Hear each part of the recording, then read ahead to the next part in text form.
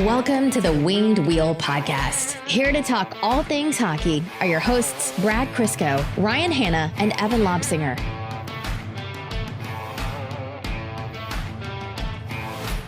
Boys, I am excited. When was the last time I was excited about not even just podcast things, but anything in general?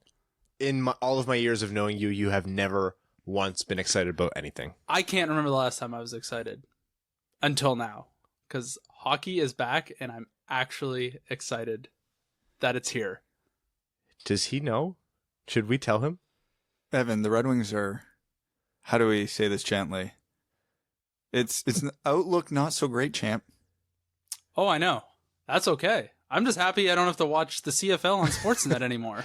Oh my God, Evan's actually excited for a season. I thought you were just completely devoid of human emotion.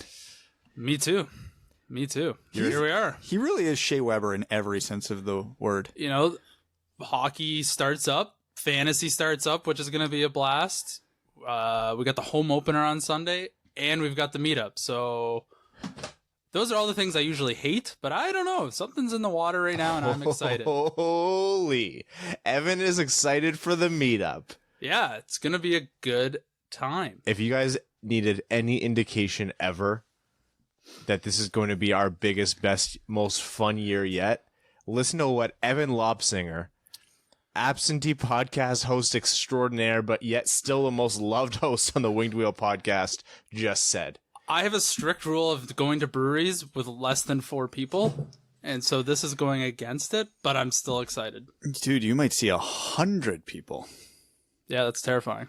Not that I, don't like big crowds. It's just my social energy is always very minimal, and I need to just get away, but this will be good. I'm really excited for this week. I was going to say, I'm glad you don't have true social anxiety because you are aware how many people listen to what you're saying. I've literally no social anxiety at all. After a while, I just get sick of humans. You could be the greatest person of all time, and after 2 hours, I'm like, I need to leave. And despite that, Evan is excited for Red Wings hockey. He is excited for the meetup ahead of the home opener.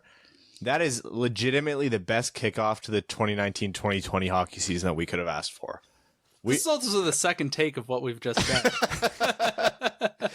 We've been here for an hour. And the excitement level is still high. Let me tell you, if there's things I hate more than the things I listed before, it's restarting the podcast. That is top 3 things I hate. We have, we're going to do this very quickly. We do the equipment upgrades modularly. We think about what we need to improve next because we're legitimately always trying to improve the show. Yeah, and the next one's going to be a digital recorder for the podcast. So, yep. The Winged Wheel Podcast. Screw you, Lenovo. The Winged Wheel Podcast kicks off its 2019-2020 season. This is the official 2019 Detroit Red Wings season preview episode. We know we had the part 1 last week, but this is the cream of the crop. This is the pièce de résistance. This is our official season preview episode, which means hockey is back. Welcome to the Winged Wheel Podcast. My name is Ryan Hanna. I am hungry, and also Brad Crisco. I am cabin fever.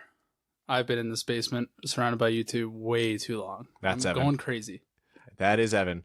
And us 3 make up the Winged Wheel Podcast. If this is your first time listening, welcome. If you are a long-time listener, thank you for sticking with us. We made it through the offseason. Hockey is back. I would like to point out some special news that this episode and for this foreseeable future, for the next couple months, these episodes of the Winged Wheel Podcast are sponsored by Labatt Blue. We want you to celebrate this season with Labatt Blue and the Detroit Red Wings.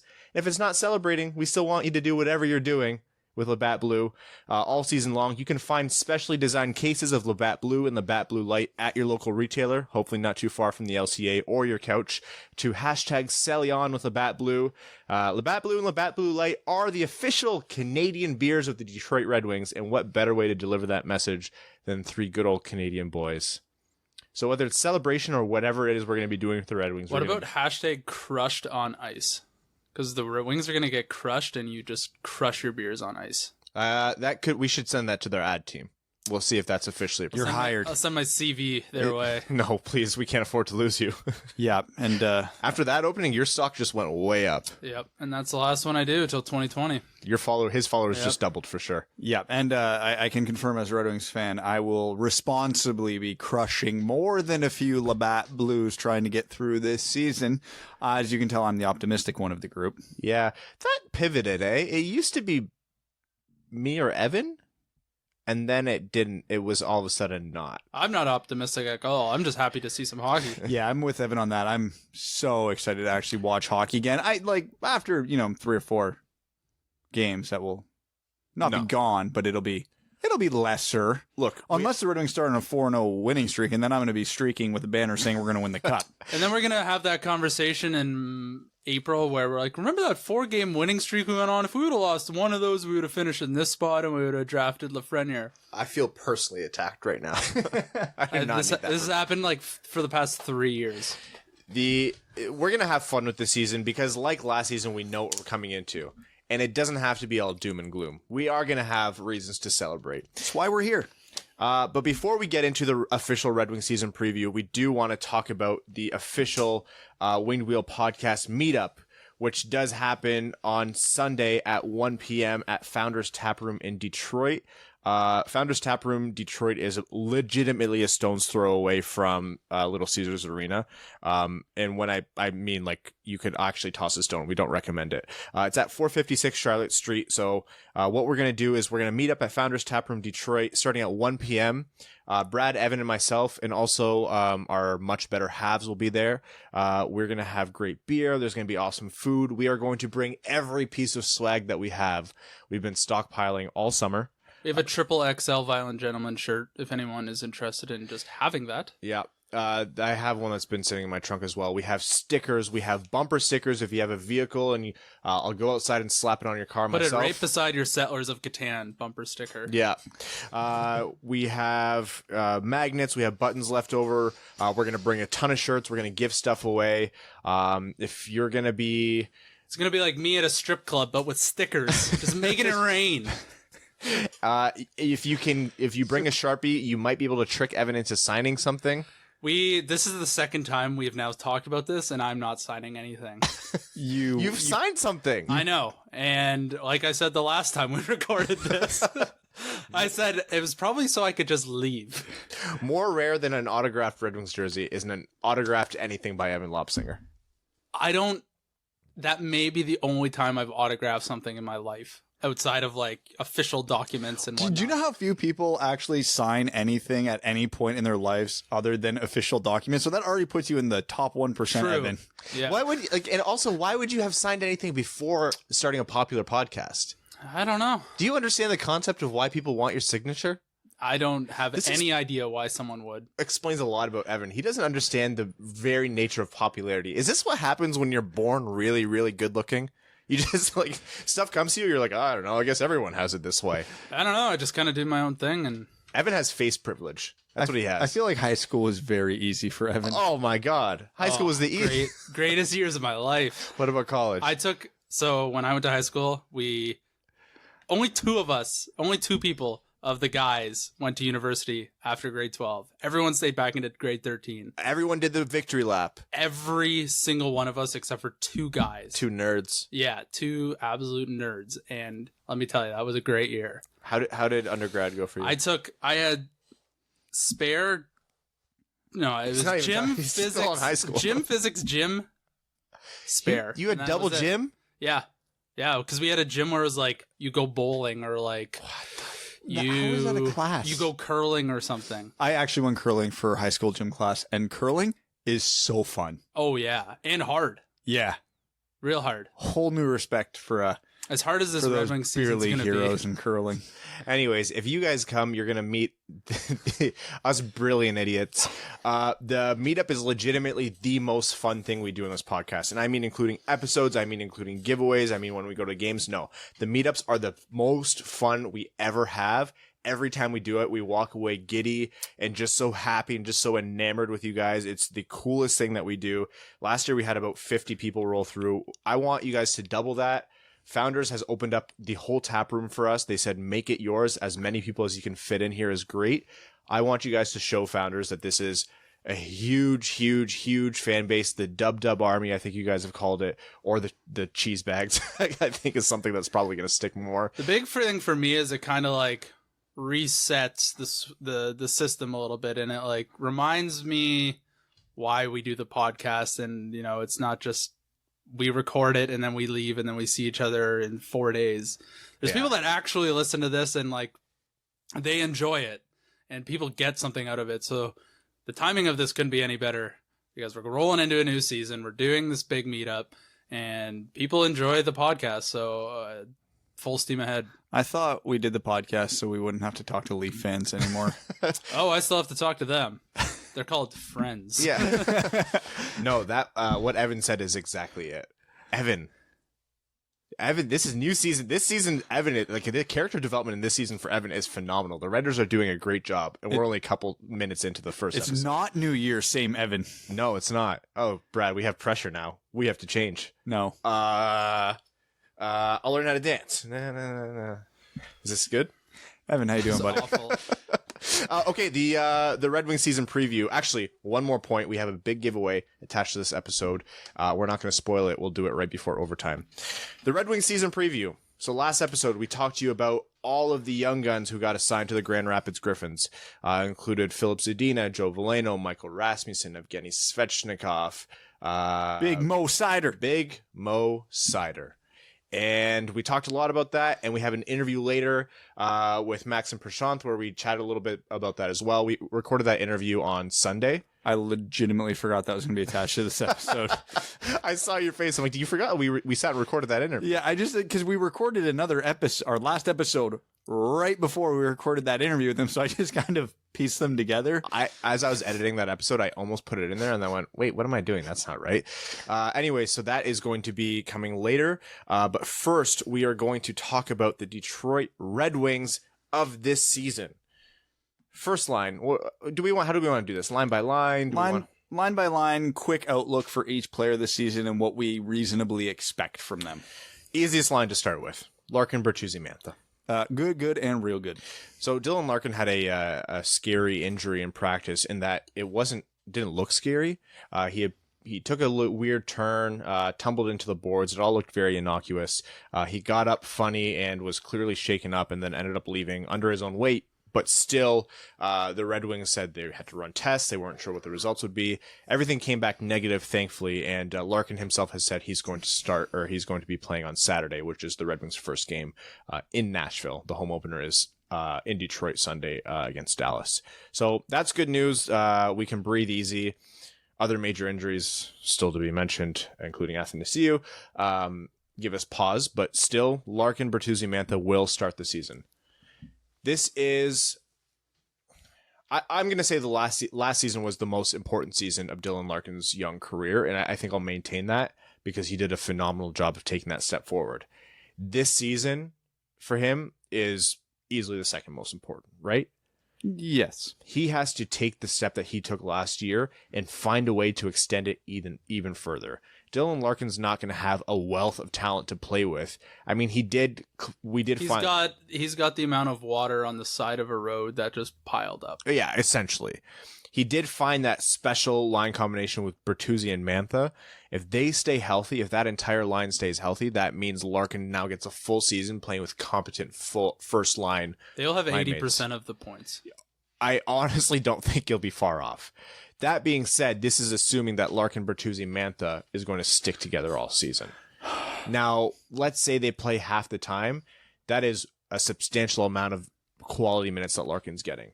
What did he get last year? Like 82 points, was it? No, it was 70-something. It was just a hair under a point per game, and he missed a handful of games. Yeah. Now, that is going to be huge for Larkin to get those quality minutes. And you know what the most important thing is? Mantha staying healthy. Which I'm going to follow up your point on Larkin. This is the biggest season of Anthony Mantha's career. By far.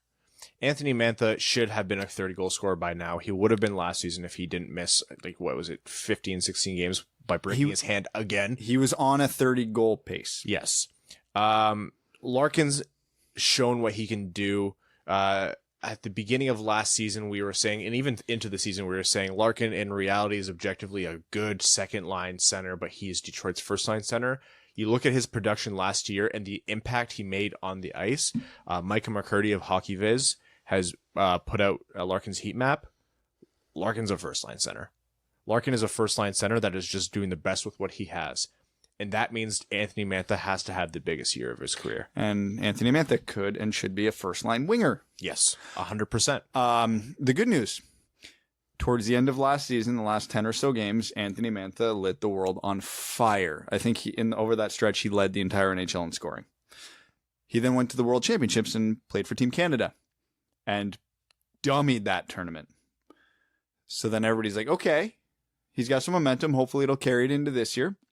Preseason came, and Anthony Mantha continued to dominate. So there's nothing that has happened in his last 3 stages of hockey that has given us any indication that he shouldn't be not dominant, but a top-end winger this year. If he doesn't score 30 goals, it's a disappointment. I'd go so far as to say with the way he finished last season, started preseason this year, if he doesn't hit 35, it might be a disappointment.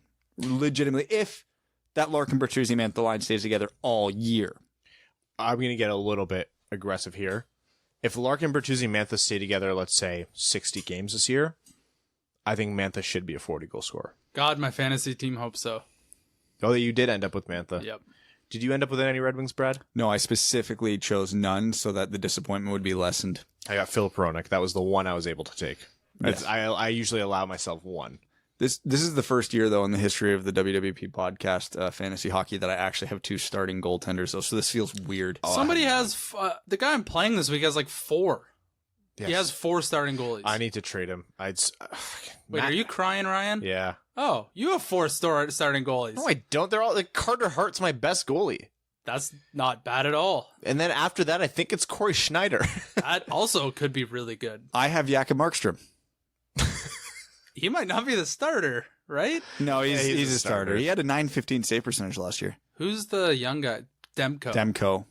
Yeah. I also have Carey Price. Yeah, so I don't feel bad for you. How did you guys let me get him in the 4th round? Look, okay, relax. have- Goalies always go too soon. I'm too focused on wingers at that point. Let's get back to the Red Wings. We talked about Larkin. We talked about Mantha. Tyler Bertuzzi has to be the luckiest guy in the Red Wings right now.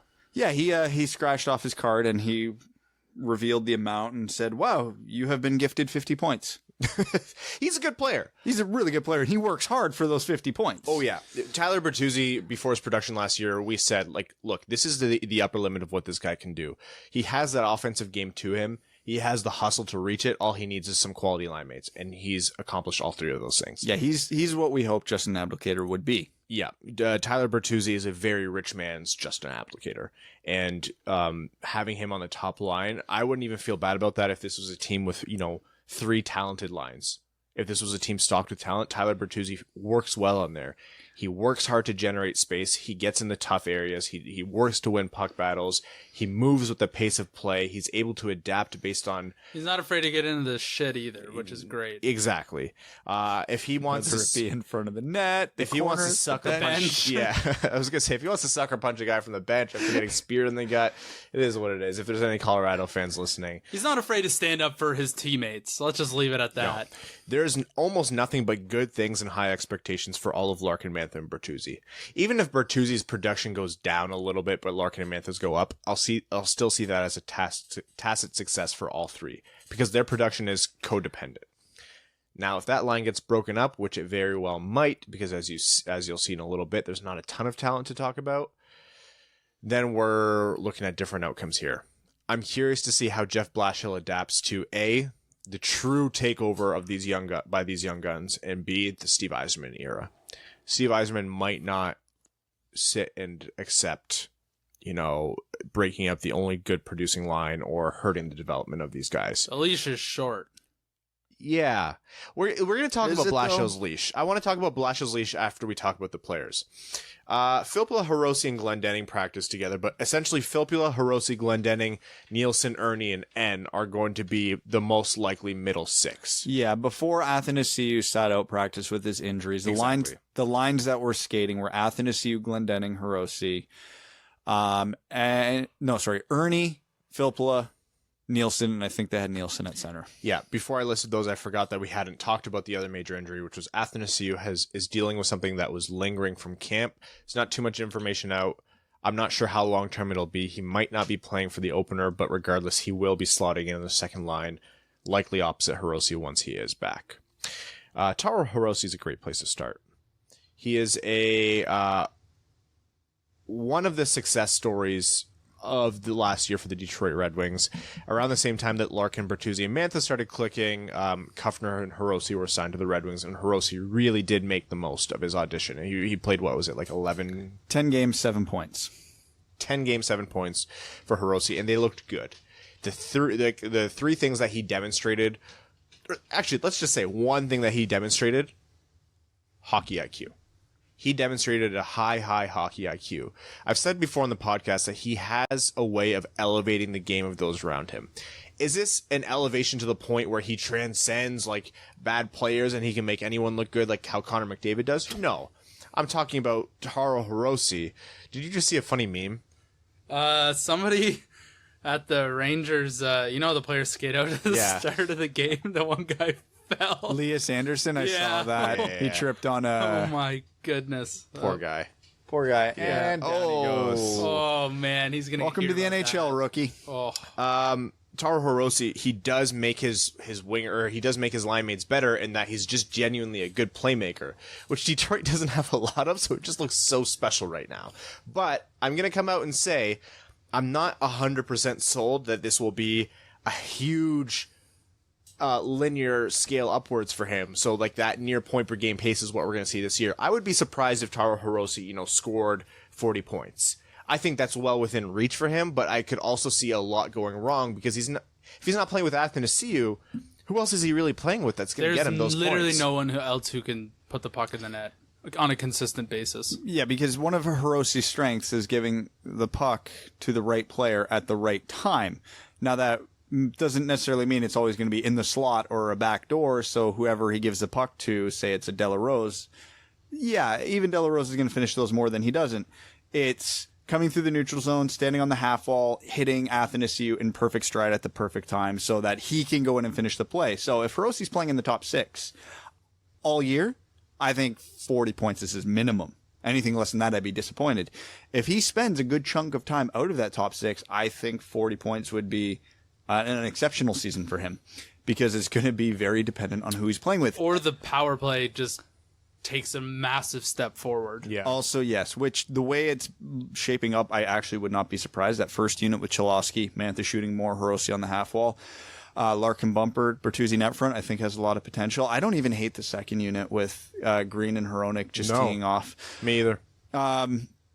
So, and the reason the second unit matters to Hirose is you got to have a good second unit to keep the first unit honest and so that the other team can't just stack against them. Yeah. But anyways, and the big concern I have for Hirose this year, he came into camp and he looks quicker this year, which was one of his biggest flaws last year, which is good. He did want him to work on his skating, and he has. And it looks noticeably improved. The other flaw was his defensive game, which remains to be seen. And as we know with this coaching regime, if you're not good defensively, you tend to tumble down the lineup pretty rapidly. Mm-hmm. So even though Hirose might start in the top 6, he might not last more than a couple weeks there. And if that's the case, you start to wonder if he should go to Grand Rapids because he is not in any way, shape, or form suited to play on a line that's not a scoring line. I feel bad for career AHLers seeing all the stars coming down for the Red Wings going, what the hell? Turner Elson's like, when did I end up a fourth liner? The best thing that can happen to Taro Hirose is Andreas Athanasiou having a healthy season. Yeah. Andreas Athanasiou is an extremely talented player who is essentially a wild card. His ability to generate offense and generate quality scoring chances out of nothing is his biggest strength. Taro Hirose can get him the puck. Taro Hirose can work with that. Taro Hirose can find that right spot on the ice to be or send him to make sure that he's maximizing that kind of talent. Athanasiou has been doing that in spite of in spite of a lack of talent. Having Hirose opposite him can benefit him, and then obviously that would carry Hirose's numbers up as well. Who else is a playmaker that can slot in on that line? Well, Filppula and Nielsen are the two centers who are going to be coming in and out of there. And right now it's Luke Glendening. Right now it's Luke Glendening. And it's we're going to see a lot of that. Glendening and Helm, Abdelkader, Delarose, they're all going to get second-line minutes this year, whether you like it or not. Some of those guys are going to see first-line minutes. Can we just refer to this as the top 5? Yeah, essentially. It's just... We have the first line, then we have 3A, 3B, and 3C. There's no second line. No, we have the top line, we have second-line wingers, and then we have filler. Yeah. That is... Guy. Yeah, no, I don't want to dump on Nielsen and Filppula and all these guys, because they're I'll say quality NHLers in the sense that they actually belong on an NHL Seasoned roster. NHL. Okay, yeah. They belong on an NHL not below roster. replacement level. Not like the if we're gonna harp on him a lot this season, so sorry in advance. But like the Abdelkader, who if it weren't for his contract is absolutely an AHLer at this point. These guys belong on an NHL roster, but the argument, should any of them be in a top 6? Hard no. Should any of them be in the top 9? Maybe, but. Yeah, no. And that's why we're looking at the bottom of the table this year. Yeah, absolutely. Yeah, your version of it's our top 5 and then 7 guys is very accurate. And that's why we've and we've been guilty of this, but that's why we've stopped really getting too worked up about it. From time to time, we let ourselves go. Like Luke Glendening on the second line, Yeah. Well, when your team's bad, you're bound to rage at some point in time. Of course. And let's not ignore the obvious. We do 2 episodes a week throughout the entire season. We need something to talk about. That, and when you're doing 2 episodes a week and watching every game and providing analysis and taking notes, you're in the weeds and you start to get a little bit of Evan's cabin fever. The Tampa Bay Lightning podcast must be so boring to listen to. It's like, oh yeah, Kucherov just dangled everyone again tonight and has 40 points. He's played 3 games. It's probably so boring. They had like 4 listeners because they're all out on the beach enjoying the weather and golfing. Must be what we thought this podcast would be when we started it in 2015, eh? Actually, no, we all knew at that time. We knew what was coming. We just couldn't talk about it because the listeners got really mad. Hirose and Athanasiou. We talked about Hirose. Athanasiou has to make the most of this year. He has a contract coming up. He's not going to have a quality centerman like Dylan Larkin for most of the season. He's going to have to continue his massive step forward that he took last year. So many Red Wings took a huge step forward. Essentially, the whole top 5 that we just talked about all took a giant leap forward. This is Athanasiou's time to show that he is worth keeping on at a long-term high-price extension, because that's what he's going to be looking at. Yeah, that's the one thing we didn't even mention. Mantha and Bertuzzi are also looking at new contracts at the end of this year. So it's a huge year for 3 of the Red Wings' top 5. Yeah, it's going to be very, very important for them and for the team. And for Steve Yzerman, because he's got to set the table.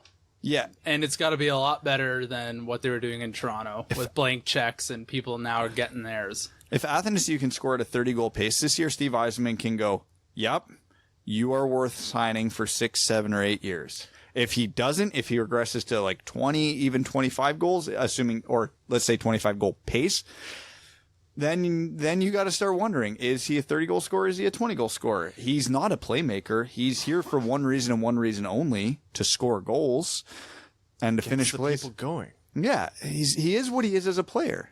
Andreas Athanasiou, if he doesn't put up this year, I can see them signing him to a short-term contract at decent money to keep him placated, but then moving him. We always talk about potential trade pieces as one of our most common questions is move Mantha or Athanasiou to shore up defense or to get another high-end pick to try and gamble at a game-breaking talent. Mantha's perceived value is much lower than what I think his actual value is. And I think Athanasiou's perceived value might even be a touch higher than what his actual value is. So I think this is a huge year to decide Andreas Athanasiou's future with the team. Now, this team is by no means swimming in talent, and Andreas Athanasiou is a very, very good hockey player. The end goal is to lock him up. You want to keep him on the team. Yeah, it's with the way the prospect pipeline is shaping up right now, it's that whole let's trade one of our top 4s for a defenseman. That shouldn't be a conversation anymore if we're being honest, because between Seider, Tuomisto, McIsaac, name off every other, like the Red Wings are very... Husky and Hronek have just graduated. Yeah, they're graduated now, but we'll include them in here.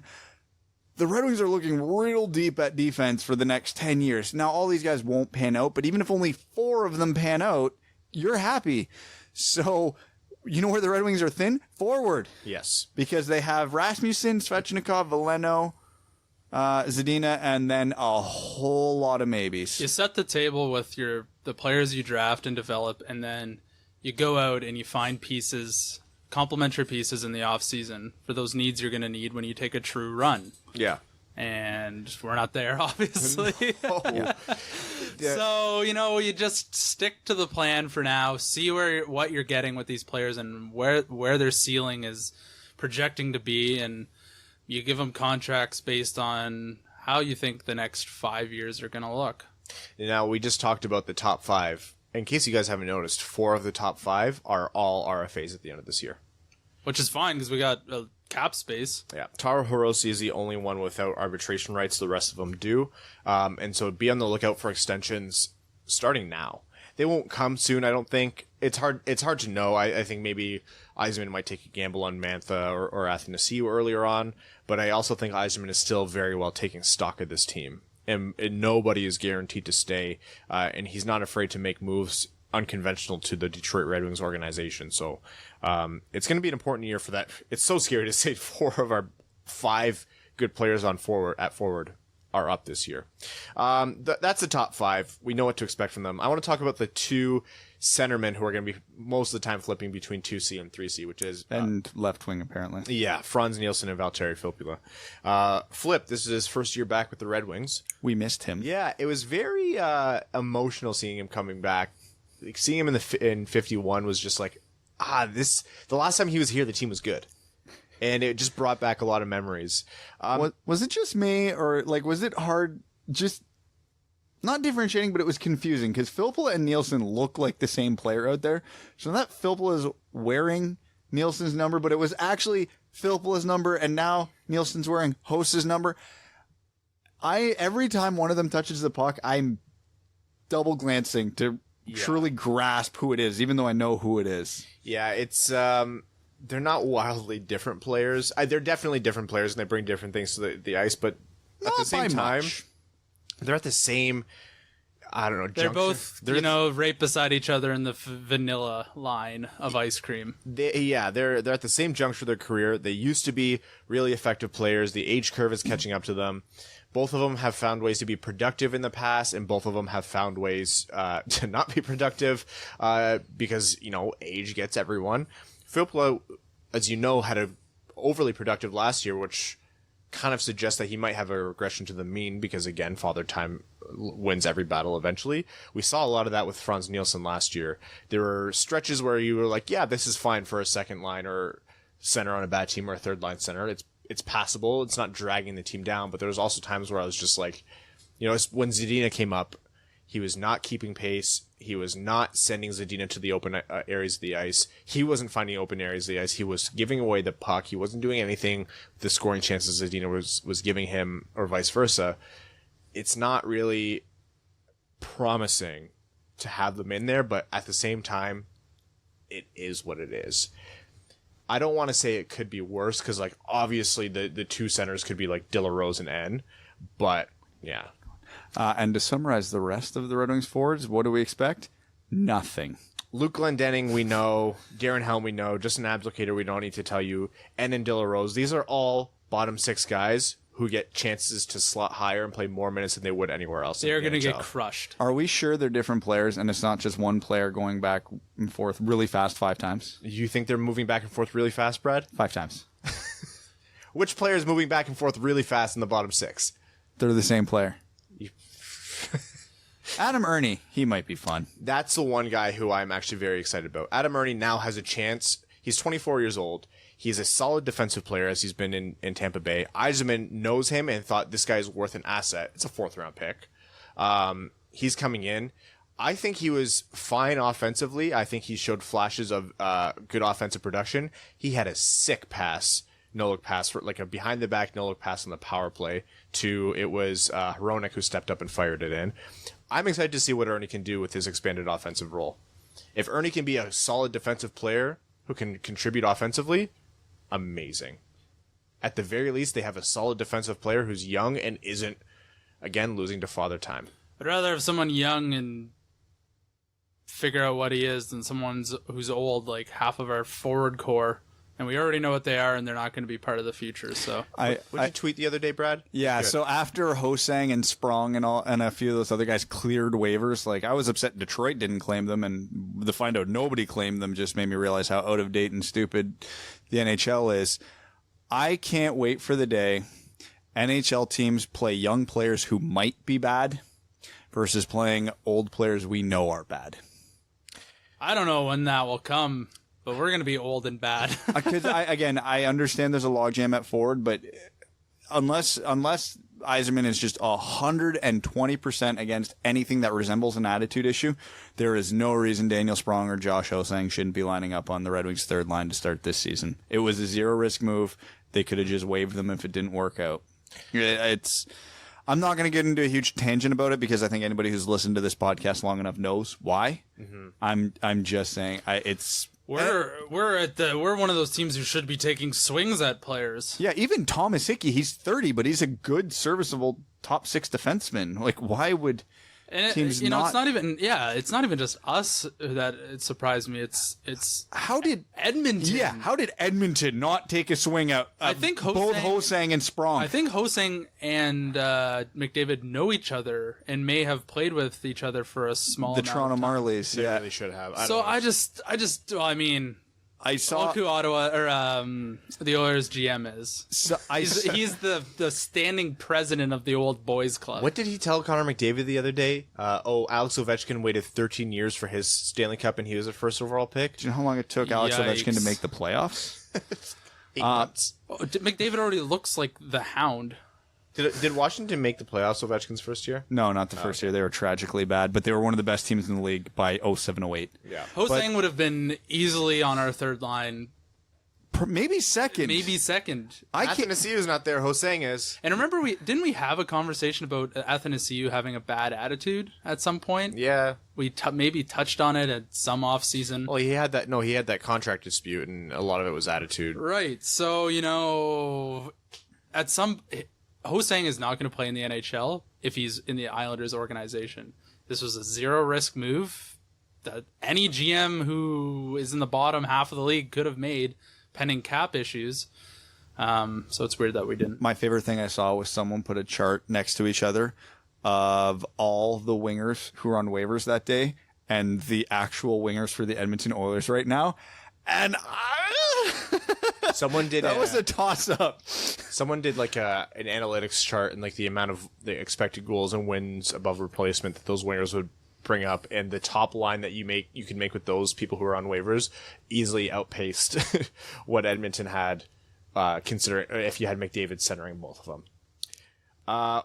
Getting back to the Red Wings, the defense, DeKaiser Hronek's going to be the first pairing for Detroit most of the year, or at least one of the top 2 pairings. And they will look like a legitimate top 4 defensive pairing, which is going to be the first time in a few years we've had one of those. We keep saying this, but we keep meaning it. This is the most important year of Filip Hronek's career. He can take over as the Red Wings' best defenseman this year. He played at the World Championships, right? Yes. Phenomenal World Championships. And led in defensive scoring and was named the defenseman of the tournament. That's good. Yeah, so as good of a tournament as Anthony Mantha had, Hronek's was better. Oh, yeah. So think about that.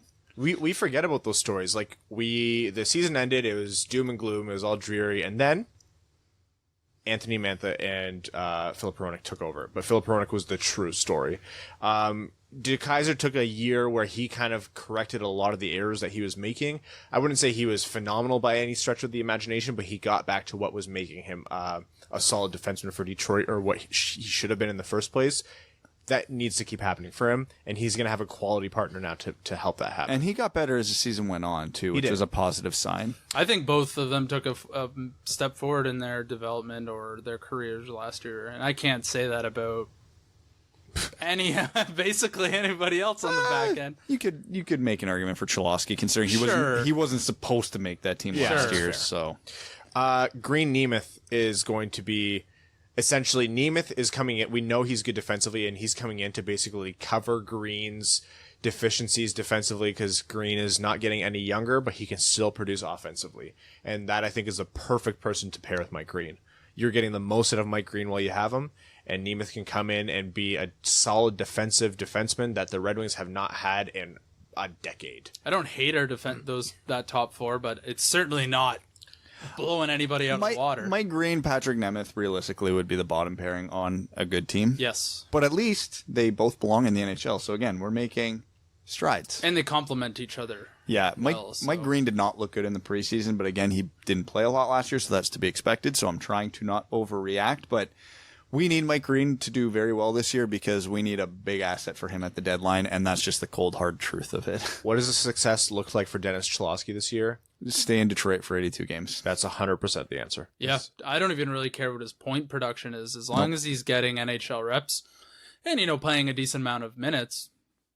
That's good. Yeah, I want to say like 20 points in 82 games is a good season. That being said, as it's scheduled right now, he's going to be the power play quarterback on the top unit. So if you're playing on that unit, I would expect more than 20 points this year. Again, not saying light the world on fire, go over half point per game, but yeah, I want to see 25 to 35 if he's, as we talked about last episode or the episode before, if his job on the power play this year is just to team Manth up for dingers.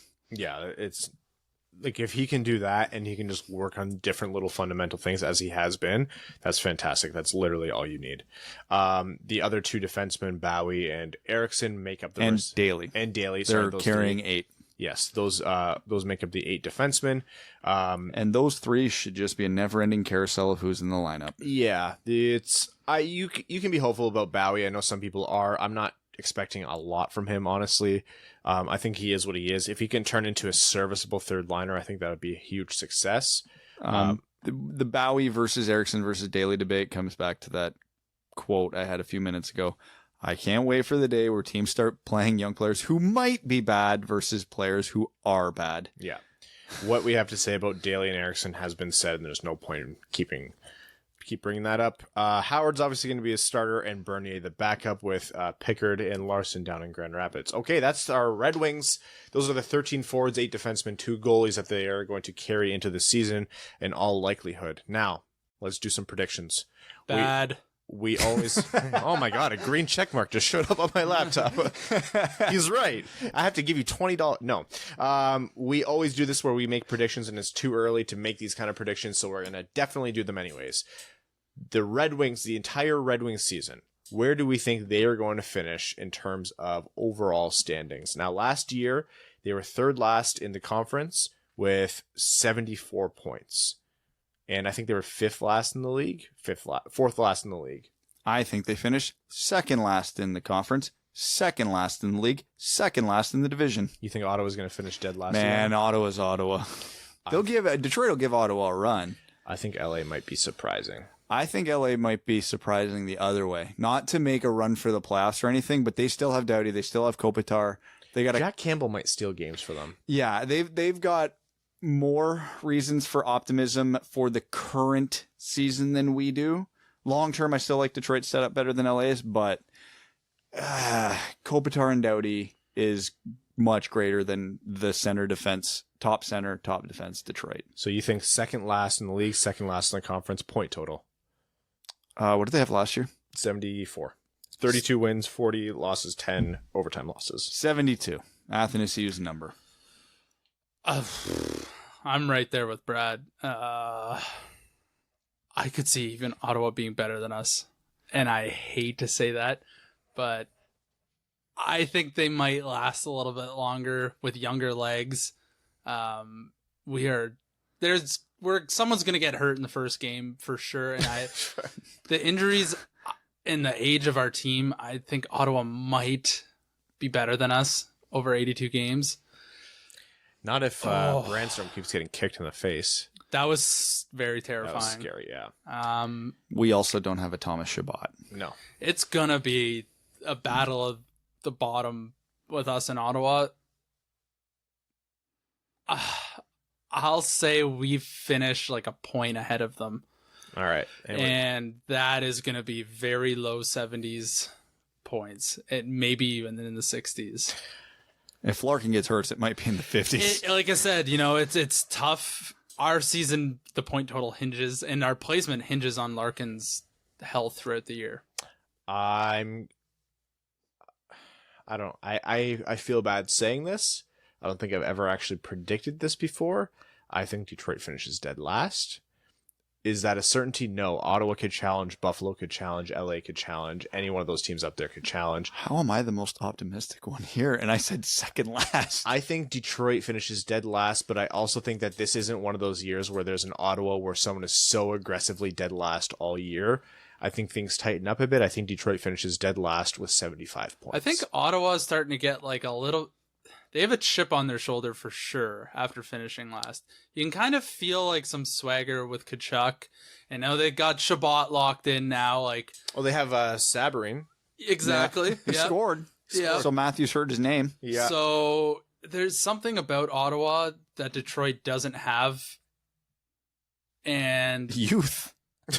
Thomas Shabbat. Brad just told you. Yeah, like I think they may actually pass us. You want to know something horrifying that I don't think Red Wings fans realize, and it's a true testament to just how bad this team is and how bad the contract spots are. I don't know if you've got the roster in front of you. Look at how many Red Wings are playing this season under the age of 23 on a rebuild. Under 23 or 23 and under?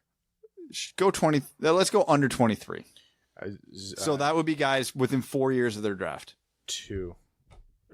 Well, no, Chase Pearson doesn't count. 2. That's not good. Yeah, and they're both on defense. Yes, it's Dennis Cholowski and Philip Hronek. Yeah, that's bad. That's really, really bad. That should never happen in a rebuild. And again, here's the true testament to how bad of a position the organization is in right now. Not long term, right now. The Red Wings have 2 players in a massive rebuilding season under the age of 23 on the roster.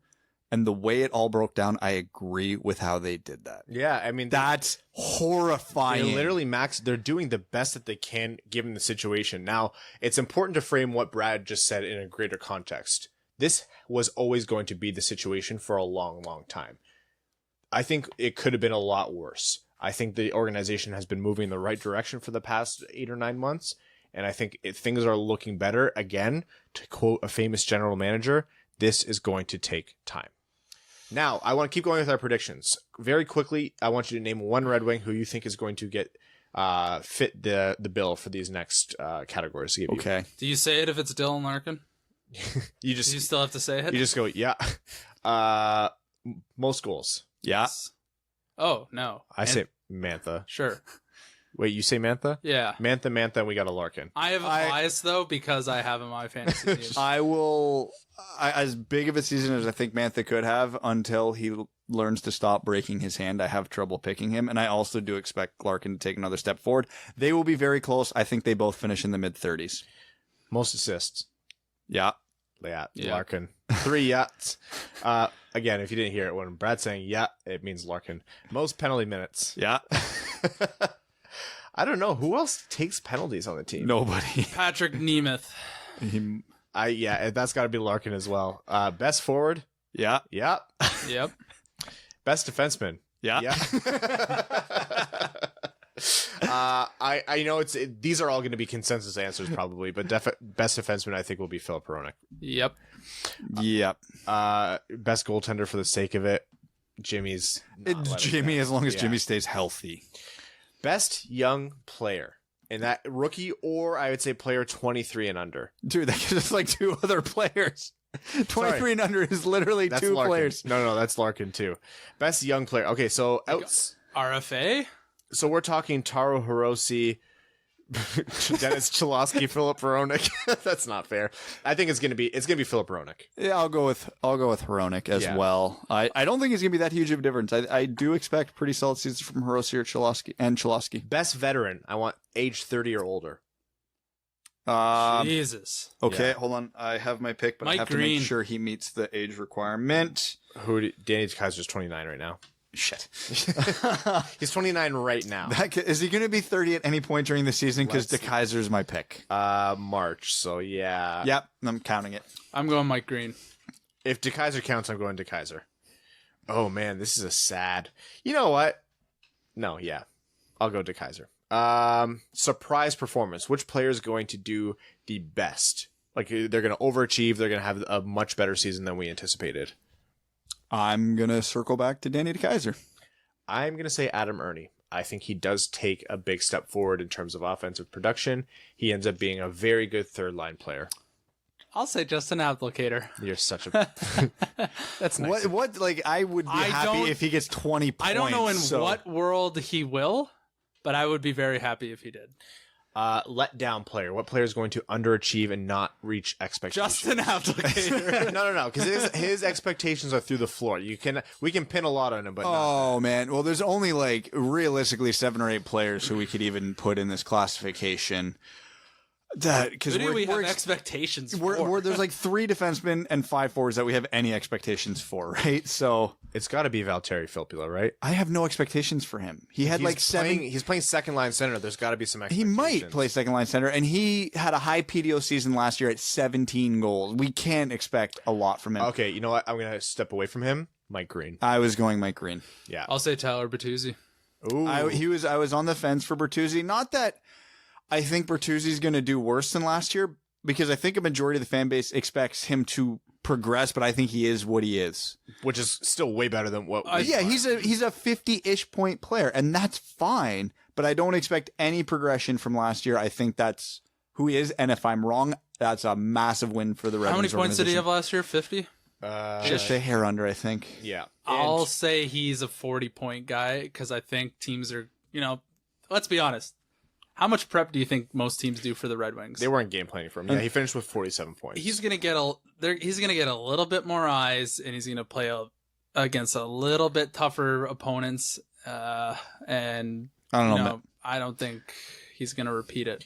Now, Mike Green is still my answer. I want you guys to remember that I'm putting these out there for the listeners. I'm putting these out there not as like we're predicting these to happen, just if you had to pick based on these categories. So don't go and start. Listen, there's like 6 people I have expectations for. Comeback player, a player whose career has taken a dive or maybe gone under. This one could be hotly contested. Who you think could be poised to come back and do something more effective than what we anticipated? Just an applicator. Okay, I'm going to go a weird direction here. Jonathan Bernier.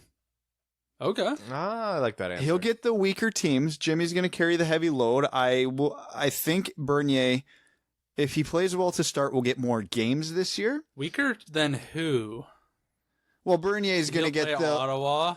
Yeah, he'll get Ottawa. He'll get Buffalo. Jimmy will get Toronto, Tampa. So I think if he gets to a strong start, it could be a pretty close to like a 45-35 type split between the games. And I'm not saying he's going to put up a 9-15 because I don't think that's capable with this defense, but I think he could put up a very respectable season. A real answer from me, I will say, I'm trying to think of someone who I have literally negative expectations for. I have my answer. Okay, you go. I wouldn't put money on this. But if there's one guy who I think can squeeze a little bit more, get a little bit more out of the tank, is Trevor Daley. That was going to be mine. He's not going to be able to play the same game he used to, but he's smart enough to know what to do on the ice, and I think he's just lost that. He's trying to do stuff that he maybe was able to do when he was younger, a little bit more able, but he's a smart enough guy. Get those fundamentals back. Work on his positioning. When Moritz Seider was playing with him, Moritz Seider's positioning was bad because he couldn't figure out what Trevor Daley was doing. He just needs to work on being passable and not dragging down his line mates in the play around him. And I think he can. I wouldn't bet on it, but I think he can. So that's if I had to pick.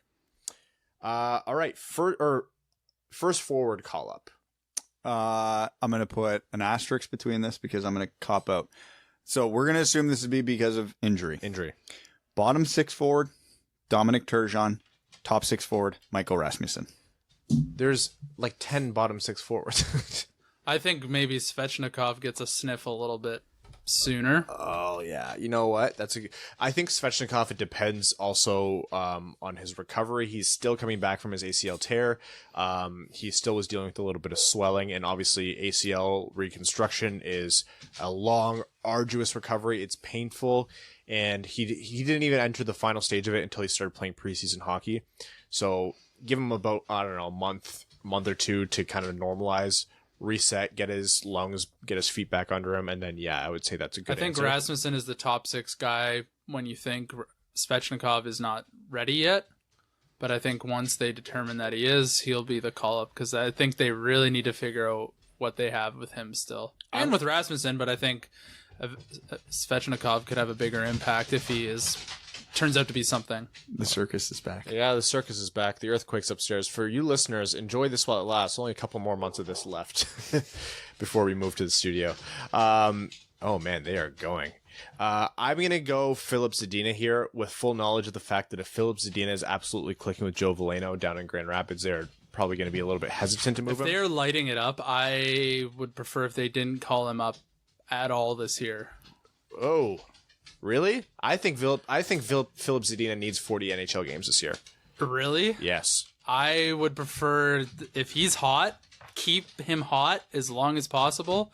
If there's a sniff of a cold streak, then play him X number of games, depending on injury. But I would prefer, he's a mental midget. And if he's lighting the AHL up, keep him up, or keep him there. Okay, first defensive call-up. I'm going to qualify this after I state it, okay? Moritz Seider.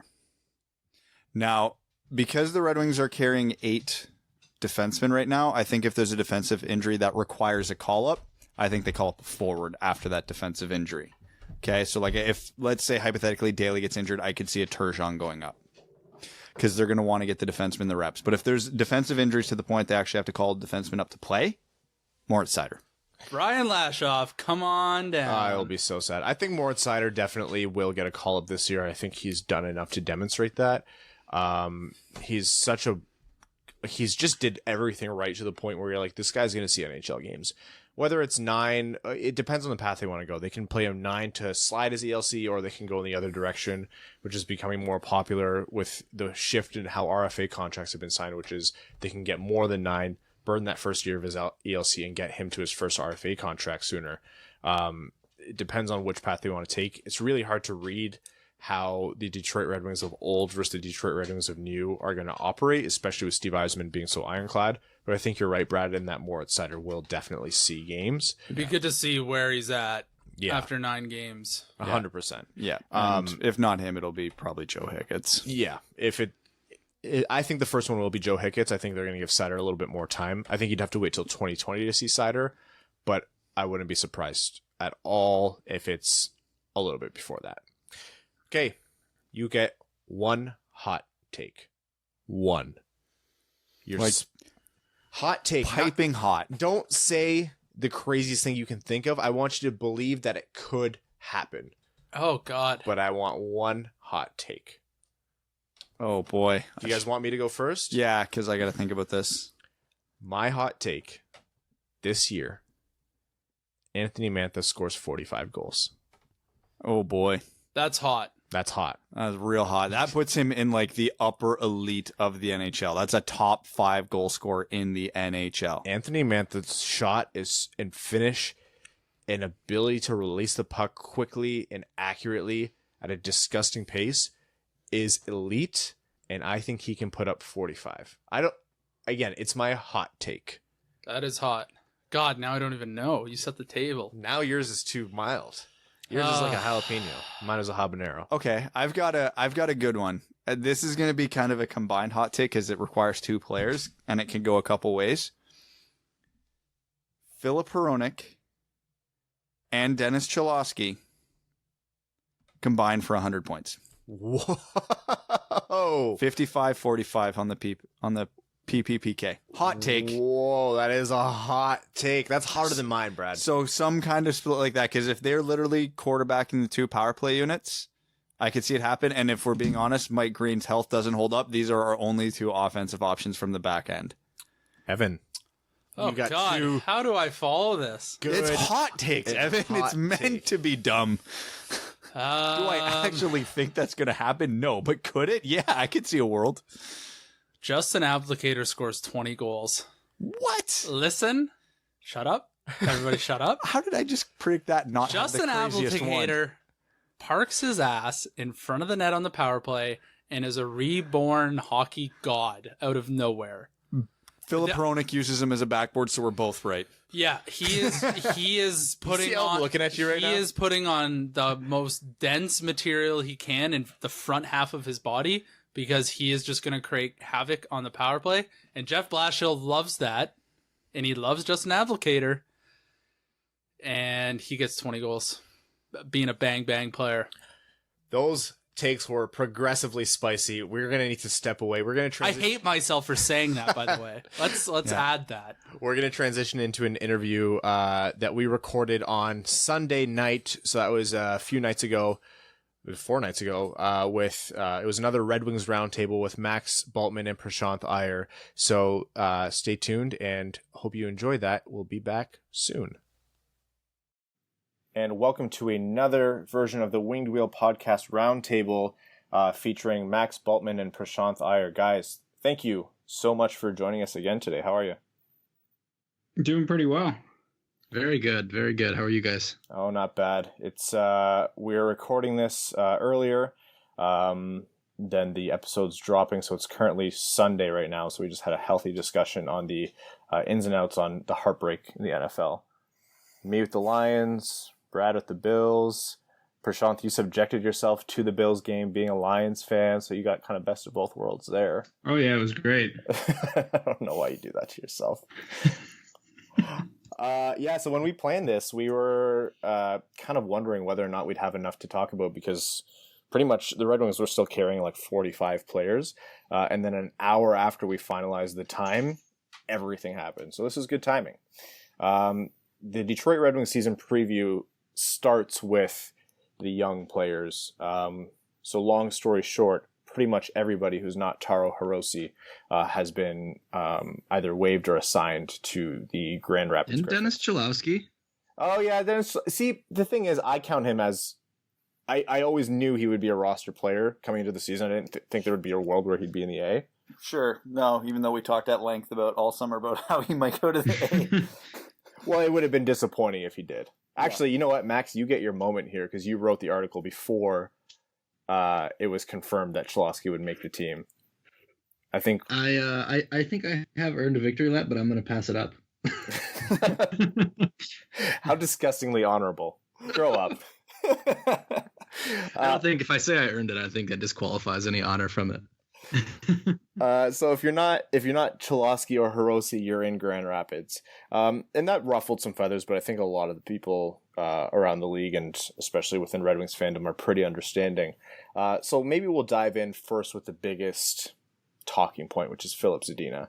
A lot of people, us included, thought it was maybe more likely than not, or at least a 50-50 chance that he would make the team. And that success for Filip Zadina this year meant that he was on the roster most of the year and producing at some kind of tangible rate. So what does it mean for him that he's starting out in Grand Rapids, and how does that affect his trajectory in the NHL? Well, I think first and foremost, like after watching the preseason, it was the only call, right? Like I don't think you can put a guy in the NHL who looked as I don't want to chalk everything up to like confidence or luck because I think there's still things about his game he can improve, but I don't know how you can watch his preseason and not think that there's something really lacking in confidence, understandably with how many rough balances he got. And I think putting him in the NHL right away would have been asking for trouble. So I don't think it means anything disastrous long term. I think maybe you could point to sort of a little bit of a pattern emerging in terms of when the moment's there, he hasn't seized it, but I still think he's a 19-year-old kid who it's going to come for him. You know, there's a few pretty notable things in his game that he can tweak. I think he needs to get a little faster, a little stronger, and certainly be able to get those chances closer to the net. But other than that, I think you'd have a pretty hard time finding a true reason to panic other than kind of hypothesizing at narratives at this point. Yeah, I totally agree. I think it's probably a little overstated how impactful it is really for him to go down for the second year in a row. But I mean, the fact of the matter is he didn't have a great preseason. Once again, last year he had a really tough preseason. This year, again, not really much better. He did get to spend a fair amount of time with Joe Veleno. I think almost a third of his minutes in the preseason at 5-on-5 were with Veleno. He still didn't have the opportunity to create. It looks like he's still, dating all the way back to the training camp scrimmages, just squeezing his stick a little too much. He's kind of pressing a little bit, trying to make plays when there's maybe not a play there to be made. And honestly, it reminds me a little bit of when Larkin first came in, the only difference being that Larkin had that speed. And so he would try to force the play. He'd try to do what he wanted to do. With Larkin, at least he could get to the corner. He could get into the offensive zone, but not much was going to happen at that point. He was shooting the puck from the goal line. And so it's things like that where I think Zadina needs to still get a little bit more comfortable with the pace of the game, learning how to slow down the game to what he wants to do, which is what I think the really elite players do, is get the pace of play to be what they want as opposed to speeding things up. And so I think really on a stacked Grand Rapids team, it's actually a good idea for him to head down at least for a little bit to play with some of those guys and maybe work on his game a little bit more. And I'd really like Ryan and Brad's opinion on this point, but I've made it a couple of times, and I just want to make sure I'm not crazy on this. I think he's looked noticeably better at a couple of important things from last preseason, and those things are when he does get the puck. Yeah, maybe he can't, sprint through and get to the corner or the net, but I think he's done a really good job delaying and stalling to put himself in position to make a pass. And, maybe not always been with guys who are ready to receive that pass or against opponents who he can do that on. I think he saw a lot of time against other teams, some of the other team's best players, which has to be a factor here. But I really think he's done a lot better job being patient and making the play with creating his own space than he did last preseason. I'm happy you pointed that out because when we were talking about him on our last episode, one of the points I went out of my way to make was that I did notice he was slowing the play down, but in a lot of instances where his flaw on that was he was slowing it down to try and make too perfect of a play, and he would overthink it, double clutch it, run out of time, rather than just making the simple pass or the simple outlet that was there. So he's got the confidence to try to make that perfect play, but he's almost overthinking it, pushing too hard. So his problem last season in his 9-game call-up was he would get the puck, skate a million miles an hour, go right into traffic. He was overthinking it that way. Now he's overcorrected to the opposite, so he's got to find that sweet spot in the middle. Yep, and that's a balance, no doubt. As much as I hate vague hockey talk, I can't help but think that with everything that he's doing right, he just needs one to go in. He's gripping his stick too tightly. He's overthinking it. It just applies so broadly here. And it's the preseason. It's a prospect tournament. It's not anything like you guys mentioned to be, sounding the alarms over. But you think a break or two that would have gone his way, one less post or one less, amazing glove save, and it would have made a big difference. Or maybe a shootout goal. Did you guys read our Winnipeg writer Murat? He did an awesome story with Paul Maurice, or he interviewed Paul Maurice for it. And one of the points Paul Maurice made was about the kinds of players that can tend to struggle more than is realistic or look a lot better than is realistic in the preseason. And I think the point was energy guys can kind of fool you a little bit because they can be a little more impactful because that's their game. When there's chaos, they're thriving. Whereas the guys who, despite being good players, tend to struggle, and that doesn't mean every player of this type will struggle, but the guys who do tend to struggle despite being good players are those hockey IQ vision types. And to me, like that's Sadena's bread and butter. There's skill there for sure, but how is this happening to him in the preseason? Part of it is his own fault, no doubt, but I would argue that part of it is about how unstructured preseason hockey is. And he goes places expecting to get the puck where he's not getting it, or he puts the puck places where he's expecting guys to be and they're not there. And I'm not trying to make excuses at all, but when I read that quote, he was the first person I thought of. It's like playing chess against someone who doesn't know how to play chess, right? Like it's just so wild and unpredictable. And I don't mean to put down his teammates and say they don't know how to play hockey, but you know what I mean? I just think when you're expecting something, a structure that's not there, that makes sense to me. I'm not saying that's definitely what's happened, but when I read the story, that's what I thought of. Now, talking about teammates, Joe Veleno was someone who was outstanding for the Red Wings last preseason. This year, he obviously had an amazing prospect tournament, looked good in camp, and was still carried that forward in the preseason, although maybe not as immensely. What does this year look like for him in the AHL? And then I guess more importantly, is this a time for him to be paired directly with Zadina as his centerman, or are we going to see them separately more often than not? Yeah, I mean, this is sure thing. This is a really interesting question because, they did get to play a fair bit together, like I mentioned in the preseason. Just taking a quick peek from Natural Stat Trick, I think they had Veleno and Zadina playing together about 26 minutes at 5-on-5 in the 5 games that they played together, which was about 1/3 of Zadena's total ice time. And so when you're talking about Veleno, I think he showed flashes of that game-breaking skill, like, when he generated the breakaway chance against Pittsburgh. I thought that was a really nice play that he made. A little bit of skill getting around the defenseman there. I think it's clear that he's got some of the pieces, but it's important to remember this guy was in juniors last year, and this is his first real season in a professional league. So I do think the AHL is going to be an important transition period for him. As far as playing with skill players, he seems to be a guy that does enjoy having that skill on his wing and having basically the ability to fly up and down the ice. I mean, he's such a smooth skater. Zadina was able to fly with him. I thought that was really nice. But I think when it comes to pairing them in Grand Rapids, I think that's a really interesting idea because of how stacked Grand Rapids is. Grand Rapids could effectively roll 3 scoring lines full of prospects that have a legitimate chance at the NHL. If you're talking about a line that's centered by Veleno, a line that's centered by Rasmussen, a line that's centered by, Turgeon, those are 3 guys that have, all played all will play or have played in the NHL, with Turgeon and Rasmussen getting some time in the NHL last year. And so it's conceivable that you could move Zadina up or down there, and same thing with Veleno. I don't know that necessarily the two of them have to play together off the bat, given that, one, they didn't look that great together by stats in the preseason.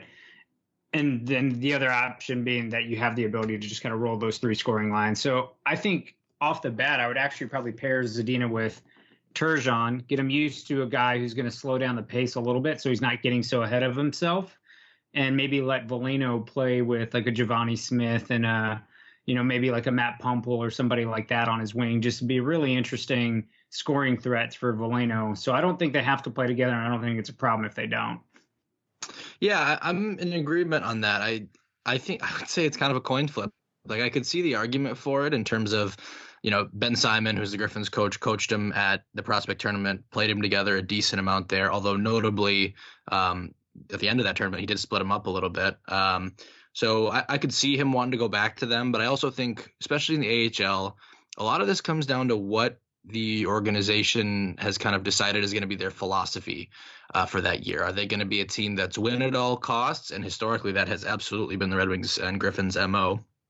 Or are they going to be a development above all? And, I think that there is some confusion, not development above all, prospect ice time above all, because I think both of them are their own developmental philosophies. One is earn your ice time, because if you don't earn it, you're going to take it for granted and you're going to make mistakes. And I think there's merit to that. But there also needs to be a little bit of balance where, hey, you don't want your first round pick ever playing less than 12 minutes in a game, right? Like, that's why they're there.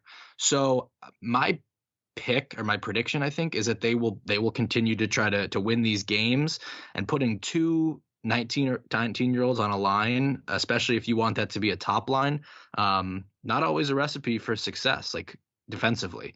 I think both those players can be good defensively, but it wouldn't surprise me to see them split up a decent amount. I don't have any inside intel to that end, but like Prashanth said, I think Zadina could reasonably play with any of those 3 centers, Veleno, Turgeon, or Rasmussen, and there would be an argument for it. I'd rather see him, I think, with Turgeon than with Veleno, because I think they're going to want to groom Rasmussen as that kind of defense first center, but we'll see how it plays out. So I'll take the opposite end of the spectrum here. I think Zadina and Veleno should play together, but when you're coming from the background as to whether or not they truly should, it depends on the context in which player we're talking about. Veleno's a very versatile player, and I think he can do pretty well up or down the lineup, so I don't think it's as big of an issue for him. But with Zadina specifically, I think I was reading an article a while ago. Someone was talking to Steven Stamkos, and one of the pieces of advice Stamkos was given very early in his career was practice your strengths 90% of the time and work on your weaknesses 10% of the time. Make what makes you great on another level. So in order for Zadina to do that in Grand Rapids, he needs to be with someone who's going to efficiently get him the puck. I am aware that the defensive side of the game may lack here, but again, this is what the AHL's for. It's a developmental league for the big club.